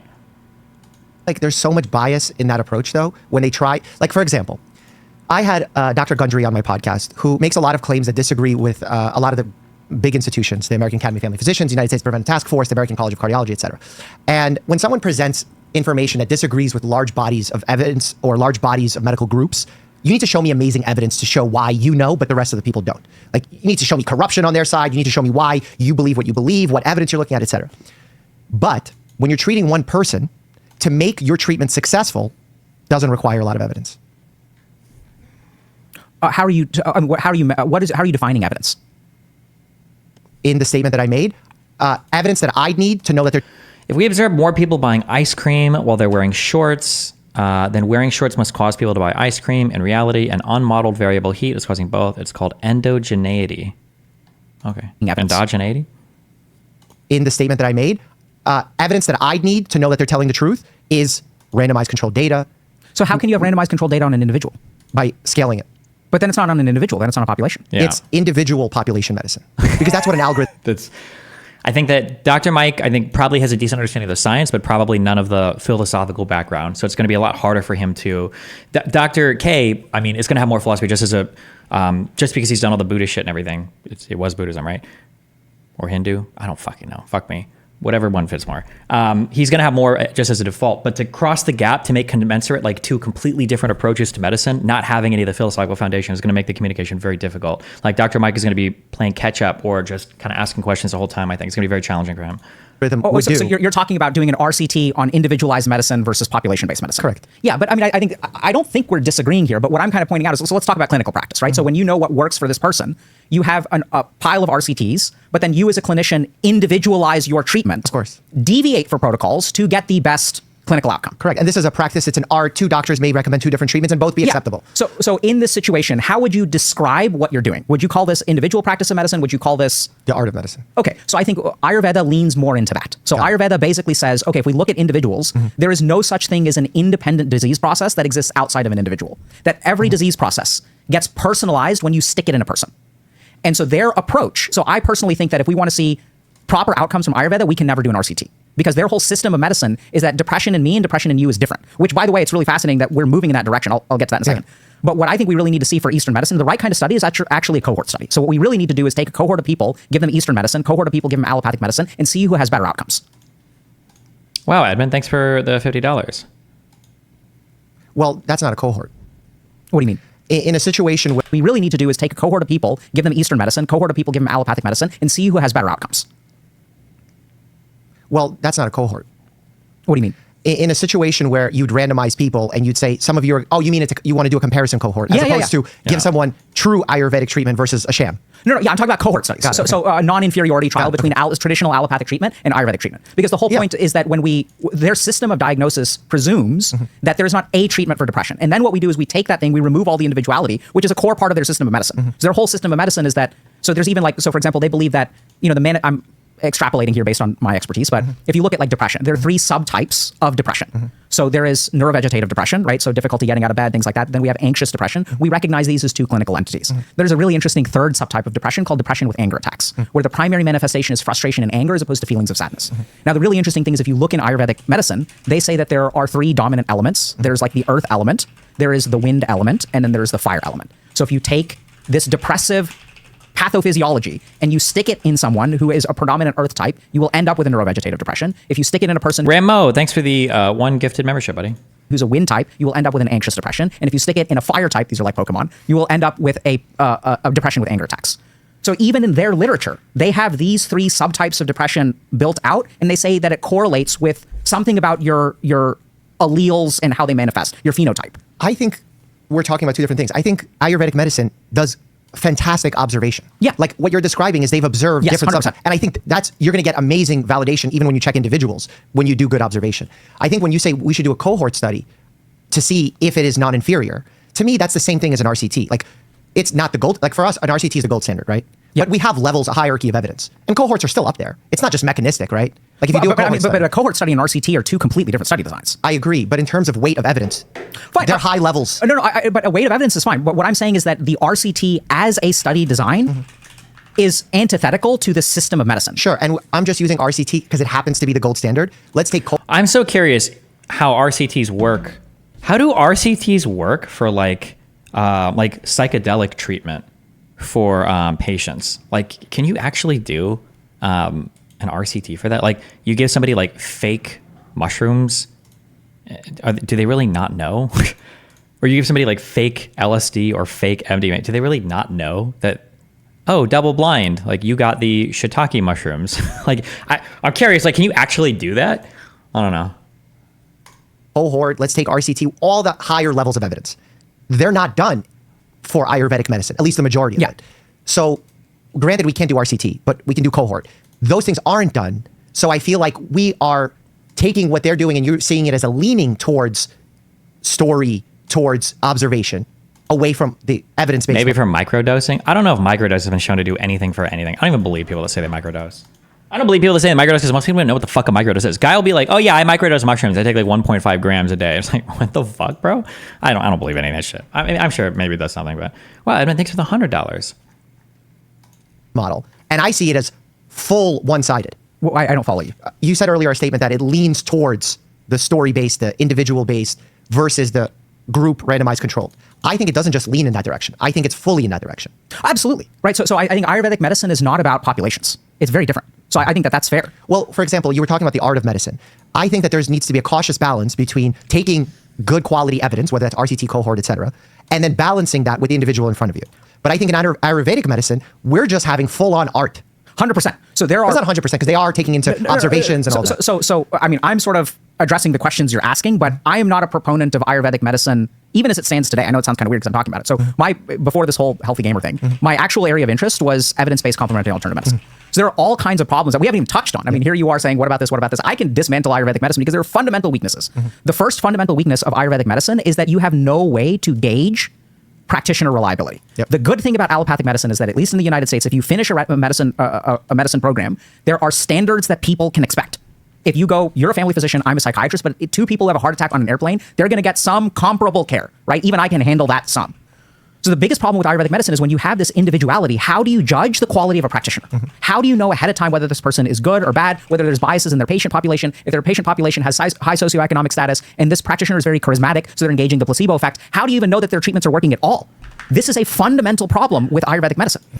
I just want to nuance what you said. If you're looking at the explanatory power of the model, adding too many variables will lead to the problem you said. That being said, if you're just looking to see if a dependent variable is explained by x1, x2, x3, etc., if they are theoretically consistent, as long as there's not a problem of collinearity, you can add as many control variables as you want because you're just looking for the predictive power of the main independent variable. Yeah, but I think the issue is that I think sometimes you might not know if you've overfit data. Like if you have like a really strong regression and you feel like you've gotten all the variables, there could still be a hidden variable when you try to make predictions in the future with your data, and then all of a sudden it diverges and now you need another variable to predict it, right? I think that the more complicated the thing you're trying to model, the more likely it is that you can design like really good algorithms or formula, I should say, that will have like really high regression, but it loses its predictive power because some other variable that you didn't even know you needed to account for becomes important in the future or something. I don't know if that makes sense or not. I don't know if that's even true. I think that's true. Which is that the good thing that we get, this is why I think allopathic medicine has grown so well, is because it is reliable. Ayurvedic medicine, I do not know that it is even 10% as reliable as the practice of Western medicine. So if you think that, why do you discuss Ayurvedic medicine principles often? Because I think there is a huge amount of utility to it. And just because this is, so if we can improve reliability on the Ayurvedic side, then I think we have something very potent, right? So, and the other reason is because I think that like, What is the thing that you think that's potent? what do you mean? You said that if we improve reliability, we'll have something on the Ayurvedic side that's potent. What would be potent? So I think that they take this individualized approach. So in my clinical practice, the more that so I think we get taught in Western medicine or in medical school, we tend to get taught the population-based medicine way more. And like you said, we call it the art. Why do we call it the art? Because we don't have explicit systems. So the whole point is in There's Ayurveda. subjectivity to it. That's what art means, right? Well, the reason we call it art is because we haven't made it scientific. Does that make sense? I think they need to work. I think they need to work really hard on ironing out definitions, because I think Dr. K has probably thought through a lot of these words a lot more than Dr. Mike has, and I think Dr. Mike needs to pause and be like, "Hold on, when you say this, what do you actually mean? Or when you say this, what are you actually meaning here?" Well, the reason we call it art is because we haven't made it scientific. Does that make sense? We haven't conceived of a way to make the art of medicine scientific, which is why we call it the art of medicine. But there is absolutely a logical, scientific method going on in your head. I think it's an art not because it's not scientific. I think it's an art because it's not standardized. And maybe I'm just Exactly. So we have words, no. yeah. But that's exactly my point. Is we have not developed a standardization. We have not scientifically broken apart the art side of medicine. I don't think that can happen, Yeah. Well, so there's a system of medicine that's done it. which is what I recommend. So That's what I'm saying. Is they've taken the do you individual. believe that though? Yeah, absolutely. There's lots of flaws, but I think that they've done. Yeah. You mentioned we need to bring some of Western medicine into Ayurveda. See, the interesting question here then for Dr. Mike, I think, would be, okay, like, can you demonstrate that? I think. Like, at a population level, can you demonstrate that Ayurvedic medicine has been successful or more successful competing against any, Western treatments? Like, that would be the next question, I think. I'd be curious to hear them discuss that. Ayurvedic practice to We're not represent gonna get through all Ayurvedic this. practice. I view that as not an optimal use of. Time is probably the wrong word. I would view, based on how you describe Ayurvedic medicine, that there's a lot of problems. 90% of it has issues, et cetera, et cetera. Why not take what works of Ayurvedic medicine, the art aspect of it, and bring it to Western medicine, I feel like Dr. K is going to say that's exactly what I try to do, is combining the both. as opposed to bringing Western medicine and trying to fix something that is really very problematic, already so far gone? It's a great question. So the first thing is that I think the question is sort of moot because I think both are happening simultaneously. So I think as we progress in our scientific understanding of medicine, we're moving closer to Ayurveda. So that's happening automatically because I think that as we're discovering more of truth, we're just moving in a particular direction of individualized medicine, which is the whole backdrop. So if you look at our Western system of medicine, the idea is that a disease process is independent of an individual and has a treatment. So the whole point of an RCT is let's remove all of the individuality, all of the specificity from an individual patient, because if we take an individual patient, we treat cholesterol in this individual patient, we have no idea how that's going to apply to the other 9,000 people we treat because this person is an individual. So let's remove individuality from the equation. Let's look at high blood pressure and let's try to isolate this disease process. Then we run into a problem in Western medicine because you can isolate this disease process in a laboratory, but the moment that you have a real person in front of you, things get complicated. Agreed? 100%. But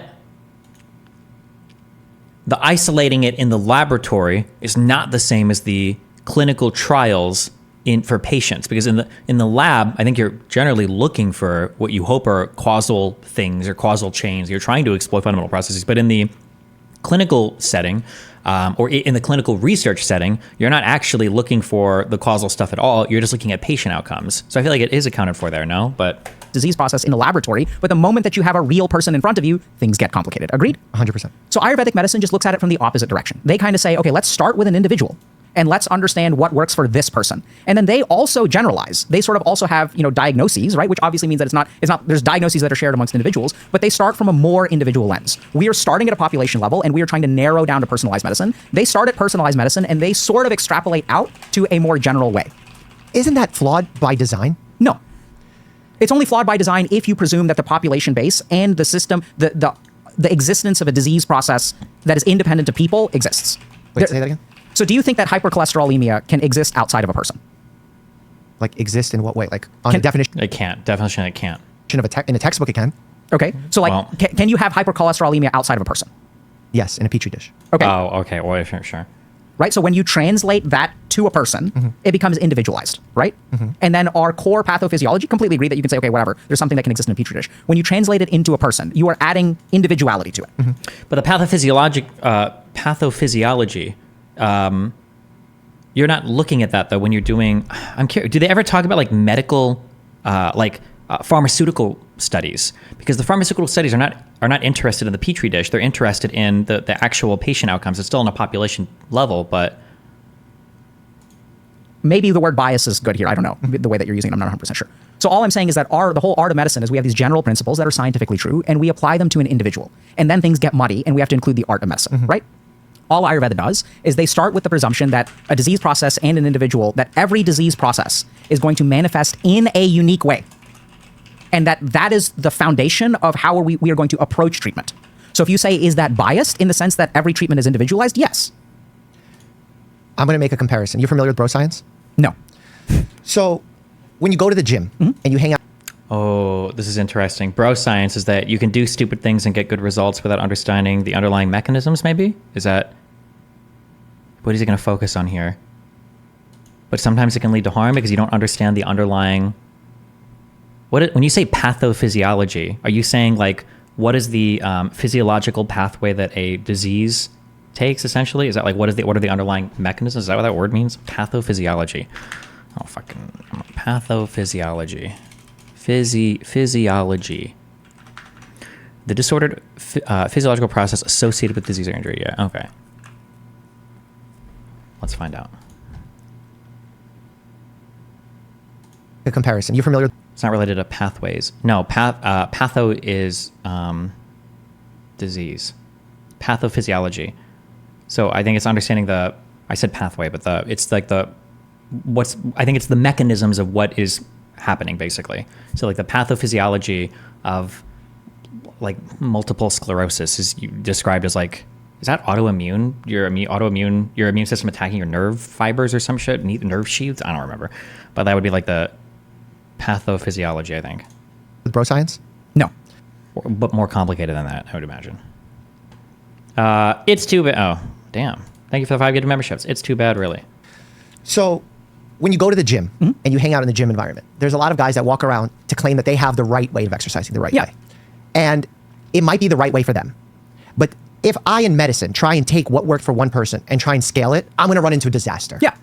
That's why I think it's better to look at population and then try and narrow it. That's why I think the principle of starting with one and going up and generalizing is way more problematic. No, but so this is a fundamental misunderstanding. The whole point of Ayurveda is you don't generalize one to the broader population. You develop a system that works for each person ideally. That's what their approach is. There's no generalization. Or, I mean, there's some generalization. There has to be some generalization. You're not starting from ground zero with every patient. There must be some rubric, skeleton, guideline. There has to be something. Their generalization. But their whole point is that when someone comes to you and this guy is a bro science and he says this works for you, the Ayurvedic doctor says this worked for you. Let me try to figure out. The next person comes along and they try to figure out what will work for you specifically. What will work for you specifically. They don't care about populations. They care about individuals. Yeah, but they're going to be extracting from those individuals. Wow, it really seems like when people lift the same weight every single day over and over and over again, they're not getting any bigger and they're not getting any stronger. I feel like that's where you extract your general principles from. And then you would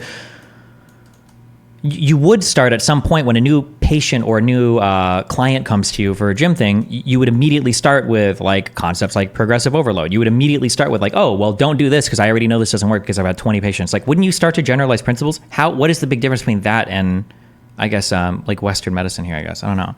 And you don't think that's fraught with forever reliability issues? What do you mean by reliability? Again, like the practitioner reliability issues. Oh, no, it's fraught with reliability. Like that will never get solved. I don't know that. How can you have reliability when cults can lead people to do the most ridiculous things, feel certain ways because of the power of the mind to be manipulated? How can we ever measure what... The underlying cause, i.e. autoimmune, is more the etiology. The pathophysiology is how the etiology impacts the normal physiological pathways to cause the disease to manifest. Jesus Christ, okay. One individual is doing, whether or not that's valuable. Because I feel like it's so easily corruptible when we're just treating everyone as one. So I think maybe I'm foolish, maybe I'm optimistic. So here's where I'm coming from. Here's why I don't think it is an unsolvable problem. So if you look at the history of humanity, we've been faced with unsolvable problems that get solved. So I have faith that if we were to leverage even 10% of the brain power in scientific weight that we have. Aiton, thanks for the $10. This is a great convo. I face these issues every day with real life patients. Plus, I was a personal trainer before med school, so this is all stuff I think about LOL. Nice. I think one, KKMD can correct me if I'm wrong here. I don't know if I have any other physicians in chat. I think one thing too is people have the misunderstanding that when doctors prescribe things to you, a doctor will get a list of symptoms, they go to all of the leading research, and then they break out like, okay, well, 72% of patients with these confounding variables, blah, blah, blah, blah, blah, and here's that. I think when it comes to physicians though, I think oftentimes in clinical settings, like a doctor like might even do like off-label prescriptions things. They might be like, you know what, I prescribed this patient in the past. Seems like they like it. Seems like it works. Why don't you try this and see what happens? Like I think doctors also build these heuristics, and they build this like data set of clinical practice of patients they've had in the past, and they prescribe based on that. I think sometimes even more than where the research is, obviously depending upon the condition we're talking about. Nobody's prescribing you a Tylenol to cure your brain cancer, right? But have an allopathic medicine towards Ayurveda, I think it'd be amazing what we would accomplish. That's my gut instinct. I don't know if that's true. Is it potentially an unsolvable problem? Absolutely.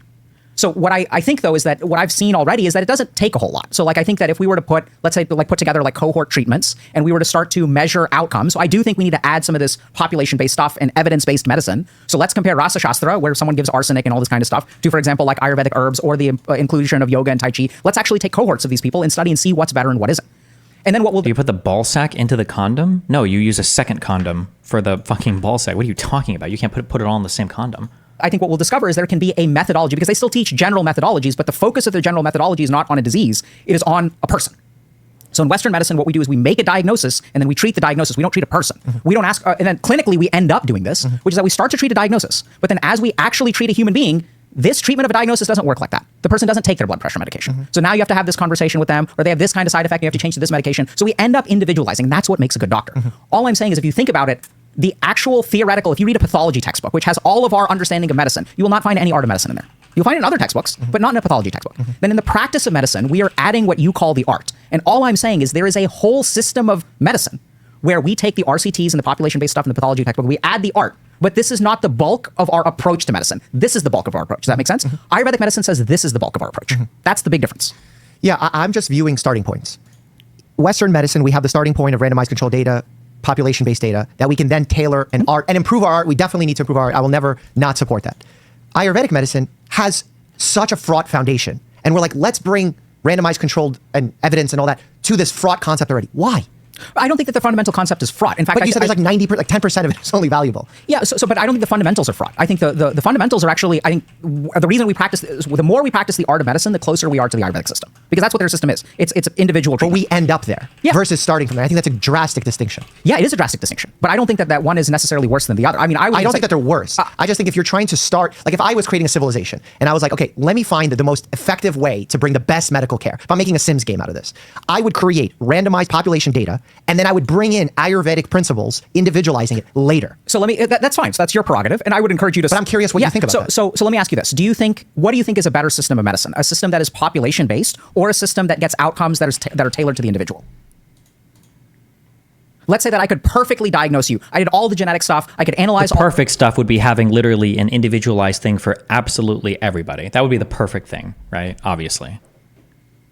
All of your phenotypes. I could analyze even things like your digestion, your absorption of nutrients, what kind of absorption difficulties you have, and I understood all of this information about. You can even argue that, like, in some ways, modern medicine tries to do this. Like, for instance, I believe it's the case that there are psychiatrists or doctors you can go to where before they prescribe you an SSRI, they can do a genetic test, and I think there are certain genes. Would it be entire genes, or would it be certain? What do you call like a PEP?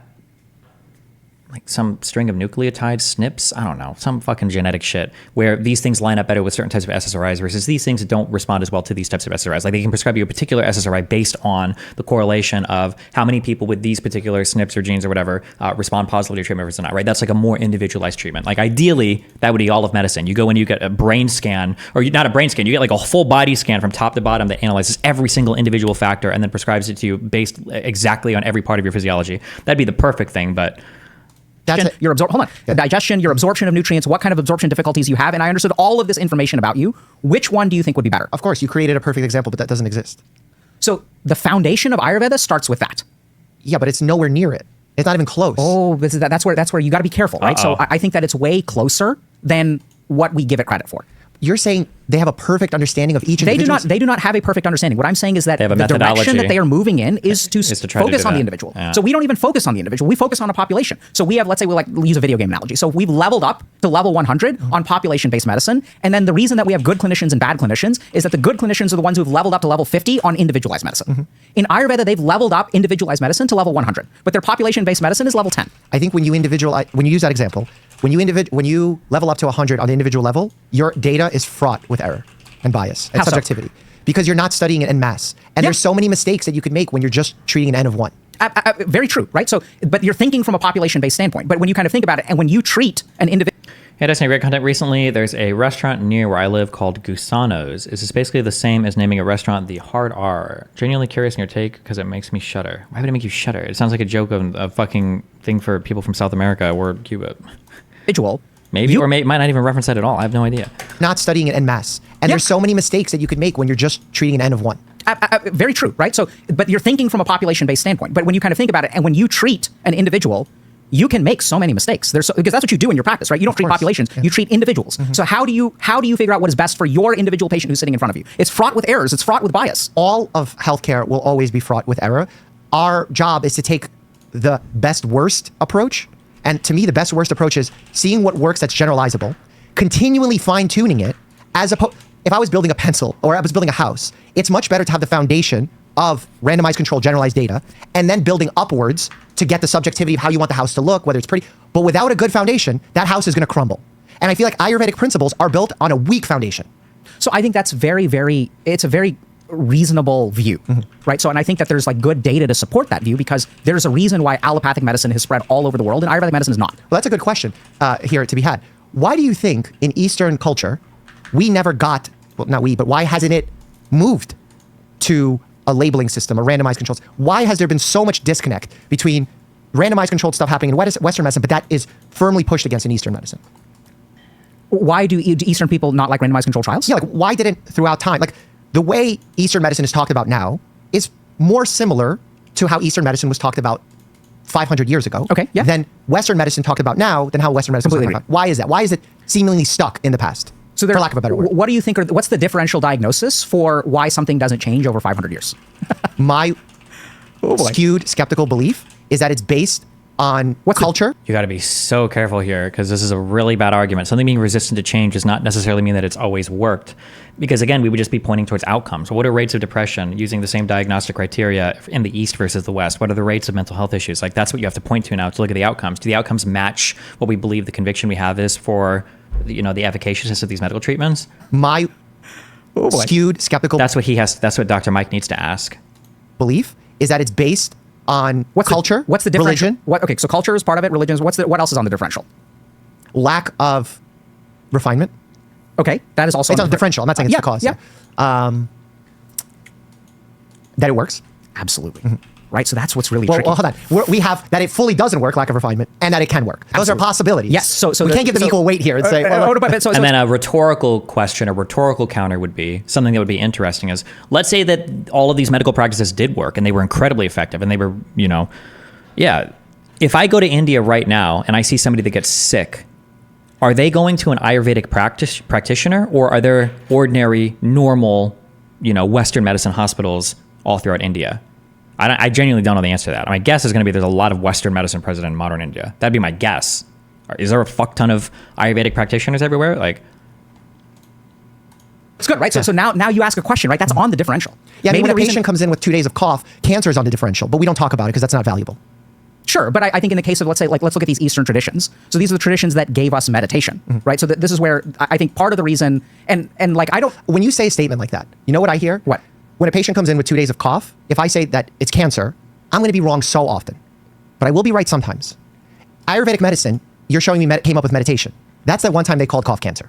Fair enough. And it turned out to be cancer. So I don't even disagree with you there. Okay. So this is exactly where, I think that's why, I gave this example where Dr. Jeninger was like, the biggest problem with Ayurvedic medicine, I'll be the first one to say this, right? So I feel like I'm adopting a pro-Ayurvedic stance because of the way you're asking questions, but I don't use Ayurvedic medicine with the majority of my patients. I use evidence-based techniques with the majority of my patients because they are reliable. Right. And at the same time, I'm with you that I don't know. So if you look at this text called Charak Samhita, there's tons of treatments in there. I have no idea how many of those are effective as meditation. We even have evidence that some of them are harmful, like Rasa Shastra, right? So I steer clear of that but then the problem in the Ayurvedic system is if you go talk to an Ayurvedic doctor, many of them will not say, oh yeah, this doesn't work. That's a huge problem, right? They'll say oh, we don't understand it well, or they'll kind of poo-poo. And maybe they're right, maybe we're right, I don't know. So I'll be the first. So my area of expertise is evidence-based complementary and alternative medicine. So the whole point is that there's something very valuable here. This is my belief. Something very valuable here, and we need to separate the chaff from the wheat. We need to figure out what is actually really useful here. One of the things that I think we can learn a lot from is that I do believe that their generalized approach, because this is what we end up doing in clinical medicine anyway, is we focus on an individual.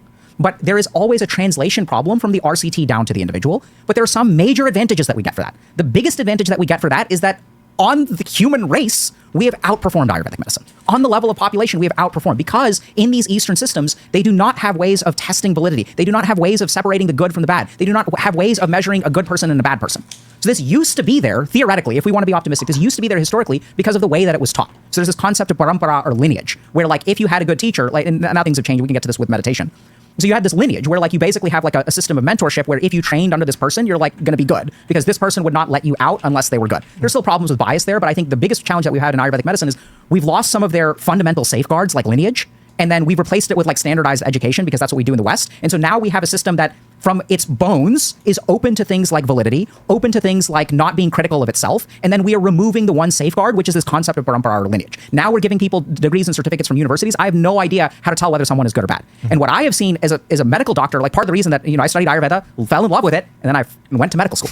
Because what I saw is that I have no idea what's the quality of education I'm going to get. I have no idea what's the what the reliability of some of these methodologies are. I've seen things that are medical impossibilities from Ayurveda. With my own eyes, I've talked to patients that are medical impossibilities. Like paralysis, being able to, polio paralysis, right, which is a permanent condition. That's not something that generally speaking gets better. These people are able to walk.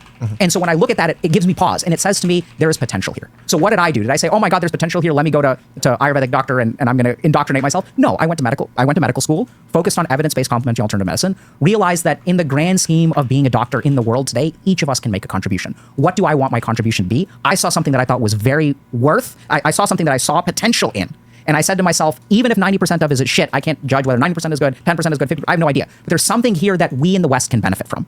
And that's been what my focus is on. What do you like about Ayurvedic medicine? What is that part? So I like that they focus on the individual. Got it. What else? So I like that they look at, so just as a psychiatrist, so like one thing that I really appreciated was this concept of like a cognitive fingerprint. So we have this in some ways in terms of like 5-factor model and stuff like that. We have these personality assessments, but these personality assessments are usually done at the population level. And so the translation down to the individual is not as clinically useful as some of these Eastern conceptions of cognitive fingerprint. So when I work with a patient, doing a 5-factor assessment has very little bearing on my clinical practice. But doing more of an Ayurvedic personality assessment has a lot more utility in my limited biased experience. Is 5-factor helping you at all diagnostically with any mental illness? I generally don't know the answer to that. I wouldn't be surprised if it correlates a little with some things, but I have no idea. I've never seen for diagnostic criteria anything related to 5-factor. He's saying no. Well, yeah, I mean, I don't, but I don't know if it claims to either, right? Compared to some of these generalizable personality assessments. There are some cases where those can be good, but I think that some of this stuff is quite revolutionary because it helps me understand, so even like, for example, depression, understanding like, okay, what is this person's Ayurvedic dosha? It helps inform me about how to approach this kind of thing. Also in my clinical practice, what I've seen is if people adopt Ayurvedic diet, they're more likely to have sustained remission at lower medication doses or be able to come off of medication. That is nothing magical, by the way. I think they just sort of figured out gut microbiome observationally, and that now we're discovering the mechanism. But it's really interesting that their first-line treatment for mental illnesses seems to be diet, and my guess is the mechanism is gut microbiome modification to support neurotransmitter precursor production. That's my take. And what I've seen very clinically is when I apply some of these principles to my clinical practice, that patients tend to do better. So I'm going to keep track of it. Individualism, stratifying personality types, cognitive fingerprinting, as you called it, and then diet, lifestyle, I guess, is one of them. It seems to me, based on this conversation, Ayurvedic medicine is fraught with a lot of bias issues, et cetera, that you pointed out, reliability, all that. Since so much of it is inaccurate, and there's a few things that you think is very valuable that are missing from modern medicine, why not take the concepts of those things, like improving the cognitive fingerprinting of modern tools, focusing more on the individual approach, and stop calling it and talking about Ayurvedic medicine? Because it's sexy to talk about Ayurvedic medicine because people are passionate about it. But 90% plus is crap. And yet I feel like we're keeping it afloat. Well, I don't know that it's crap, and you don't know that it's crap. Well, we know that it's crap because of how it got to where it is, because of the lack of reliability. Was on Southern Dr. K pill? Is that why she was tweeting the pro-herbal medicine thing the other day? It feels like she's on like some kickback against like pharmaceutical drugs. So now like, what was she tweeting? Like, or she was tweeting that like, oh, like if you have PCOS, you can like drink herbal tea and it'll make it go away. I don't know. It's like the return to monkey ideas. The randomization. No, but we don't know it's crap. We just don't know that it's not crap. There's a big difference. And when someone makes a claim that this water will prevent you from dying, or this is the anti-aging water, do you know that this is not going to prevent you from living forever? Like, do you know that I'm lying about this? No, I don't. Right? You need to do a trial. But I'm very comfortable as a doctor now saying, no, that's not happening. Yeah. Because mechanistically it's not there. The evidence isn't there. And I've gotten to the point where even though I don't have the evidence. So Mike, what frustrates you so much about Ayurvedic medicine? I'll tell you why. It's going to be what would it be? What frustrates you so much? If he's not, is he gonna? We've done the methodology and everything. It's got to be like. So Mike, what frustrates? People treating it as a valuable replacement for Western medicine, even though there's no clinical data to support that, maybe? Or is it going to be something different? That's my guess. I don't know. You so much about Ayurvedic medicine. I'll tell you why. It leads to a fundamental misunderstanding of healthcare for a large percentage of patients. It opens room for health gurus and hucksters to take advantage of people. And it actually diverts our attention from ways that we can improve medicine. Okay. That's fine. So now I'm understanding this conversation a lot better. So I noticed that this was becoming very antagonistic, which was really weird because I actually agree with the majority of what you're saying. I see that. Yeah, right. So I'm the first to kind of say, like, I'm the one who said, hey, like 90% of it I think could be crap. And so I was kind of struck a little bit. And then that's when I realized, like, I'm not talking to someone who has an open mind. I'm talking to someone who has a mind made up. I'm talking about it from a truth-seeking perspective. So my mind's not made up. If you presented some data or information here that showed Ayurvedic medicine is way more accurate than you think it is, I would have changed my mind today. Yeah, so it's interesting, but I think I definitely have a bias. Yeah, from what I've learned so far. How is this conversation for you emotionally? Exciting. In what way? Oh shit, he went into therapy mode. So do you feel anything besides excitement? Full excitement that we're finding a way to truth seek together. Because unlike many people who talk about Ayurvedic medicine in this space, I think you do it incredibly honestly. So, because I agree with you, but I think there are a couple of things to keep in mind. So when you make a statement like, 90% of it is crap, that indicates bias to me because we don't know that. You make a very good argument that we have to be skeptical based on our understanding of things. That if I show up today and I say like, oh, like here's a pyramid. If you meditate under the pyramid, like it could work. I think Dr. Mike would be okay on almost all of his statements, and I know what he's trying to say. Rather than saying like I think it's crap, what he should be saying is that like I don't have evidence to believe that it's any good. That's what he should be saying.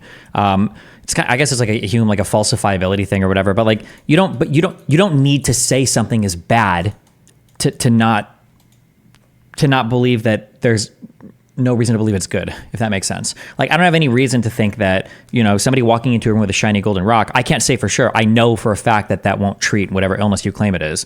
But I can say I have no reason to think that will treat what you claim it will, right? And now the burden is on you to present some, proof or reason why I should think that, And then you can always make the counter argument that until you study it, we don't know, they could be right. Right. And what I'm also detecting from you is like, I think I'm detecting this emotion of frustration because of hucksters and these kinds of people. So I think your understanding of Ayurveda comes from these people. And so that's why I was kind of surprised because usually in conversations, I am representing your view a lot more, right? So I'll go to these academic conferences with a lot of Ayurvedic practitioners and I'll say like, hey, like we don't know, there are 8 disciplines of Ayurveda. We have some limited evidence of this particular thing, Brahmi, turmeric, ashwagandha, like a set of herbs. We don't have a whole lot of stuff on this. And so I think it's just been really interesting. Now I understand a lot more why this conversation is going the way that it is, which is that you're asking me all these questions, which I get the sense that you're sort of open to the answer, but I think you're asking questions that are not open-ended questions. You're asking questions where you already have a hypothesis, and you are asking me to reflect upon that hypothesis, or even counter that hypothesis, or support it. That's fair. Which is, I was just... And I think our hypothesis is similar. Yeah, so I think though... And our standpoint is similar. I think that you would benefit from studying Ayurvedic medicine. Agreed, which is what I'm hoping in this conversation to learn more about. So I think just this individualized approach, it's so axiomatically different. I think there's value to it. Without a doubt.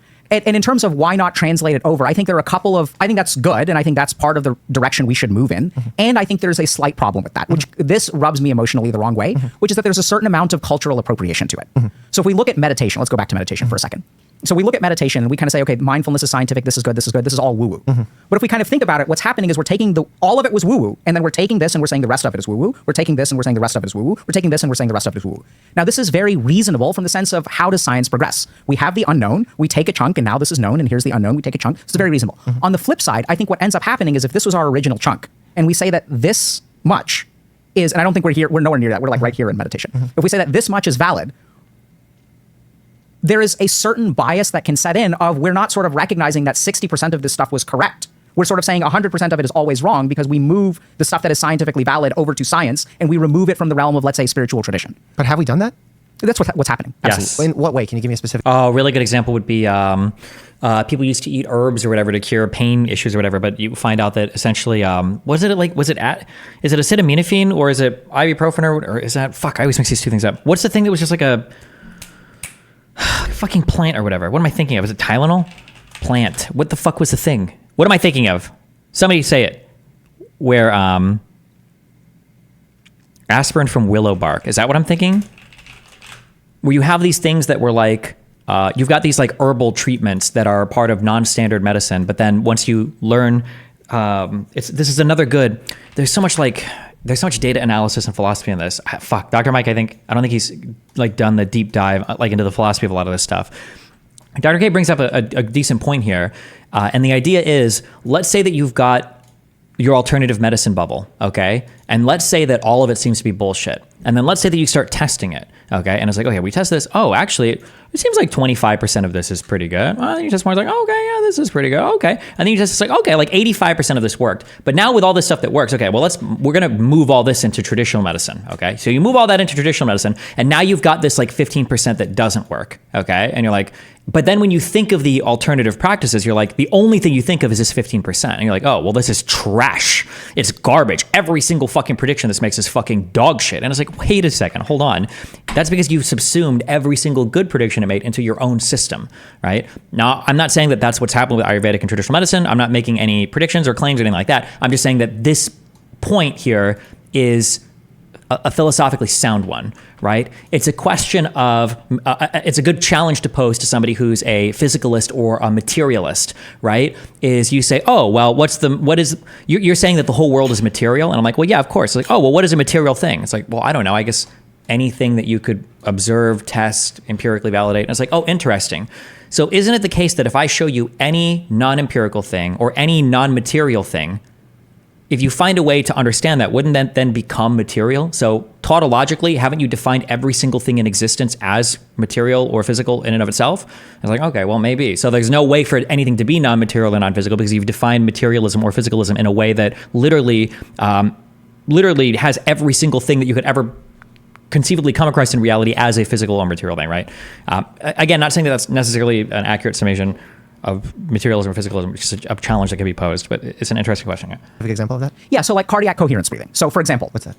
So we have this in the East, we have the system of prana. Okay, so this is chi or vital life force. There's no scientific evidence of this. The best example that I've ever heard is, once again, researchers at Harvard discovered that there are channels of electrical conductance in the interstitial space that are variable. So they were like, oh, have you heard of meridians or nadis like this? I've heard of them, but I don't really understand. So there's this idea that we have this vital life energy that flows through us, it flows through these channels. We biologically looked for it and we can't find anything. Well, we can't measure it yet, right? We might. Oh, see, he's doing the thing. Mike is just stumbling into that. I don't want to call it a trap, but it's like, okay, wait, hold on. You might have a non-material thing. It is material. I just haven't figured out how to measure it yet, though, right? So there is nothing that's non-material, right? So Mike is setting up this. He's setting up. Would this be a metaphysical trap or an epistemic trap? I think it's a metaphysical trap where he's defined his understanding as all things that can be understood are my things and things that can't be understood are your things. But if you stumble upon a thing that can be understood, now that's my thing. It's my thing now. Fuck you. So everything that works from you is my thing and I have all the good things. And if you find any of those other things, it becomes my thing, right? It's somebody tries it as a category error. Yeah. So these channels, we biologically looked for it and we can't find anything. Well, we can't measure it yet, right? We might in the future. We might not just have the tools to currently measure it. Yeah, so I'm open to that. Yeah, so and that's where some people are looking for it. And one person, for example, discovered that there are interstitial channels, basically, that don't have a tissue difference. Correct. There's a change at the level of the electrical conductance, but there isn't like a physical, anatomical thing. Yeah. So it could be there, sure. But I think what's really interesting is we have no scientific evidence for that. So then we have these systems of something called pranayama, which is you do these techniques which are designed to basically stimulate this vital life energy, which we have no scientific evidence for, okay? So when we move something, and so then we'll take this Sanskrit practice of pranayama, and then we'll turn it into a scientific term like non-sleep deep rest or cardiac coherence breathing or things like that. These are all yogic practices. What do they mean? Just so I can follow along better. What is a cardiac breathing? A cardiac coherence breathing is basically alternate nostril breathing. It's this old yogic practice called pranayama. Or nadi shuddhi. And what we kind of do is we try to figure out, okay, what is the distillation of the scientific principles, and we're going to kind of give it a new name. And then I think something is lost there because the moment that we denude it of spirituality, there's a good reason to do that. Because I think you sort of need to do that because from a scientific RCT perspective, you need some way to standardize the protocol and you need to make sure that everyone is like working with the same thing. So there's good reasons to do that. But there's also losses in that, which is that we're removing it from the spiritual tradition, which I think is actually where a lot of... Why does Destiny have such a blind spot in this grifter? I have not criticized or agreed with any of the positions that have been laid out so far in this conversation. In fact, if this is your first time listening to me, you have no idea what I think about either of these. I'm just analyzing the conversation and giving my observations of things that both sides are saying. So when you say I have a blind spot for somebody, you are so primed to hate whatever side, I'm guessing probably the Dr. K side, that you are frothing, you're seething, that I haven't just started screaming at how horrible one side is. Okay? Chill. Out of the therapeutic value is. So one example of this is there's something that's growing a lot, which is non-sleep deep rest. Have you heard of this? Okay. Micro naps? No. Okay. So it's a practice that's called yoga nidra. So yoga nidra is yogic sleep. So it's this like ancient yogic technique, and we basically medicalized it by protocolizing it, sort of reducing it in some ways. And what they actually do is intentionally remove a lot of the spiritual woo stuff. So then we do studies on it, and non-sleep deep rest has good outcomes. So we know, for example, that yoga and Tai Chi outperform standard exercise when it comes to things like osteoarthritis or mental illness. There are RCTs. You're familiar with that? Familiar with that research that they outperform it? I'm not sure. Okay. So there's some studies that show that. So actually, let's do a quick aside. So that's what makes me really wonder about the value of some of these traditions, because if we look at studies that show that yoga is superior to physical exercise, so there's one paper from I think 2016 in the New England Journal of Medicine on Tai Chi and osteoarthritis that basically showed that it was very effective. So then, interestingly, from a scientific perspective, if we say, okay, like if all that exists is physical, then exercise should be the same as Tai Chi.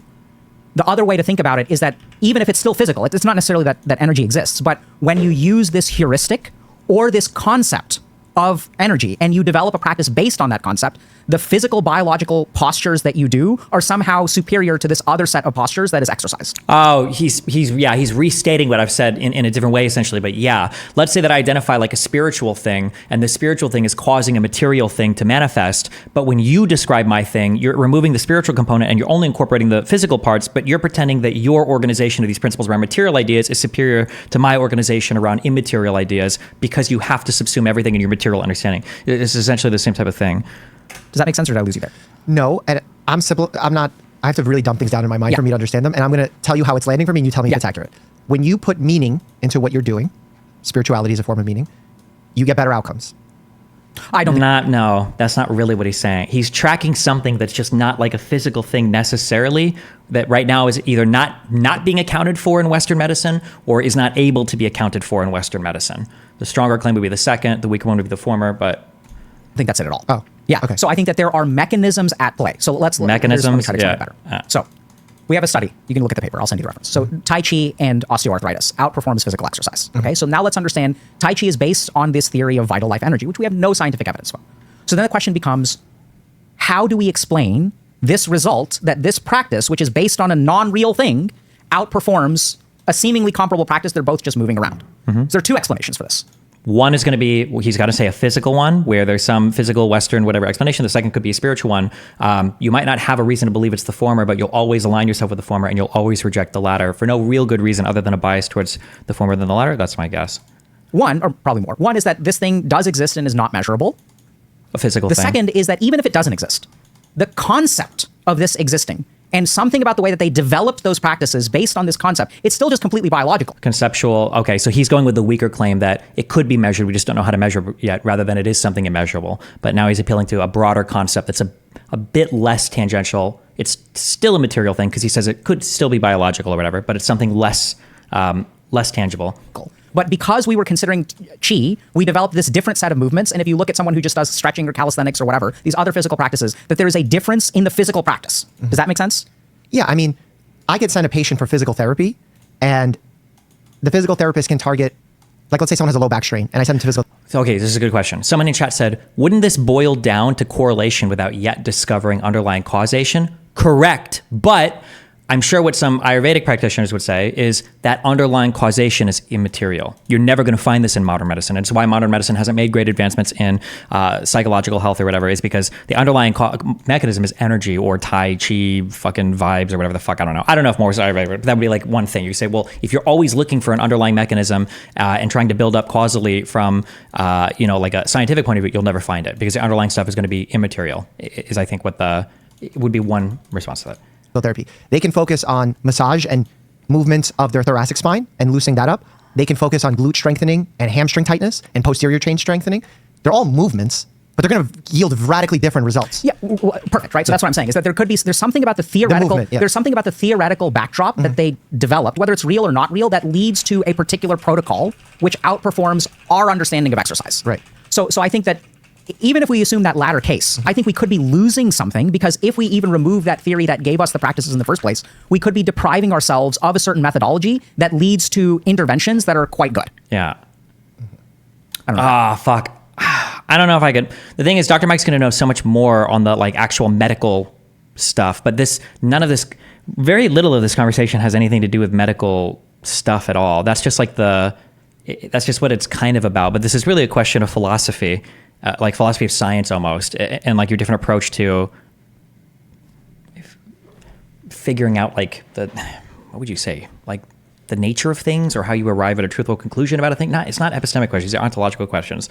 But an ordinary like medical person or even an ordinary researcher is never going to have ever considered any of these questions at any point in any of their career and in school or anything. And never. So Dr. Mike I'm guessing that probably the whole rest of the conversation is going to be like this. Dr. Mike has never considered any of this on a philosophical level before. All of it has been just on a very strict like physician training, scientific level, basically. So it's really hard or impossible really for him to engage in any of the conversation. It's metaphysical and epistemic. I don't think it's epistemic. I think it's just metaphysical. I think it's just ontological and metaphysical. It's the same. I use those words interchangeably, but I lost you there. This is the most technical conversation about this I've had in a long time. This is great. I love this.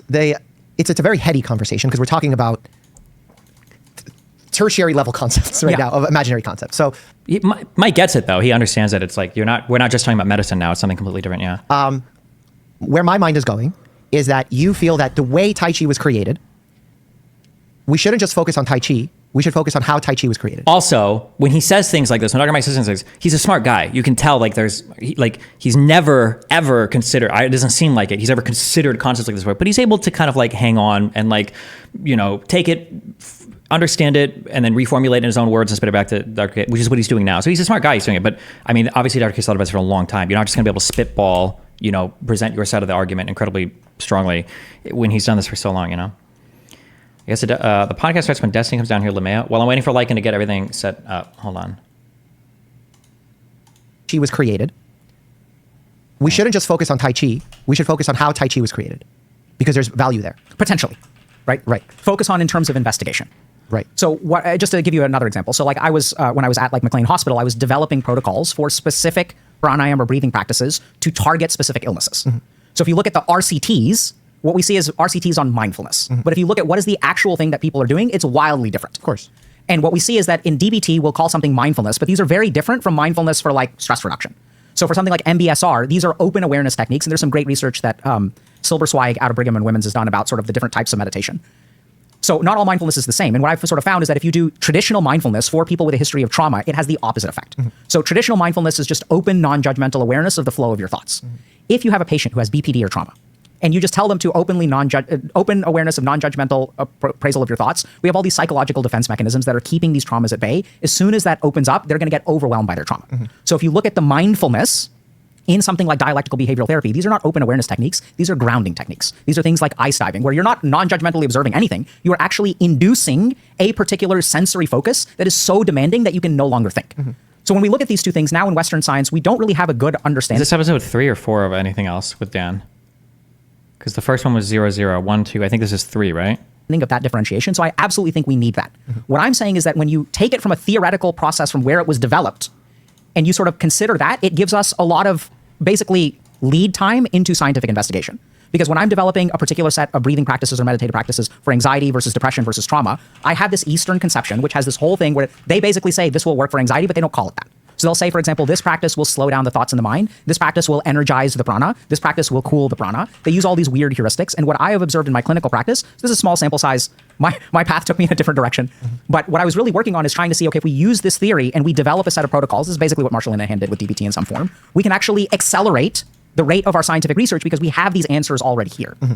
So where does the cultural misappropriation or appropriation come in that you have a problem with? Yeah, so the moment that we remove that spirituality from it, I think we lose that value generating aspect. Right? So why do we have to lose that? Like, for example, you took the principles of those breathing practices of slow the mind or energize the mind and you adapted them to modern medical defined conditions. Yeah.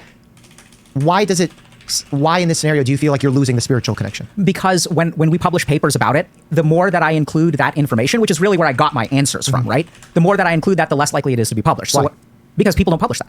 Why? I don't know. Because it's not scientific. But the science mechanisms, theories, are not scientific in nature. Yeah.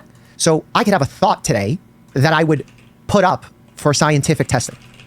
How in the world would a company not want to publish something if something works simply because the beginnings of it weren't scientifically valuable? If you look at the studies, the evidence-based studies, right? These are studies that are published. So if you look at like New England Journal of Medicine thing on Tai Chi, you'll find you'll see a small section in the background that Tai Chi is an ancient practice based on this theory. You won't have a single line about what is actually happening to the chi in your body when you do this kind of thing. Correct. So there's a strong publication bias against this kind of stuff. I don't know why. I mean, you have to ask the journal editors. What is the value of including? Fuck, hold on.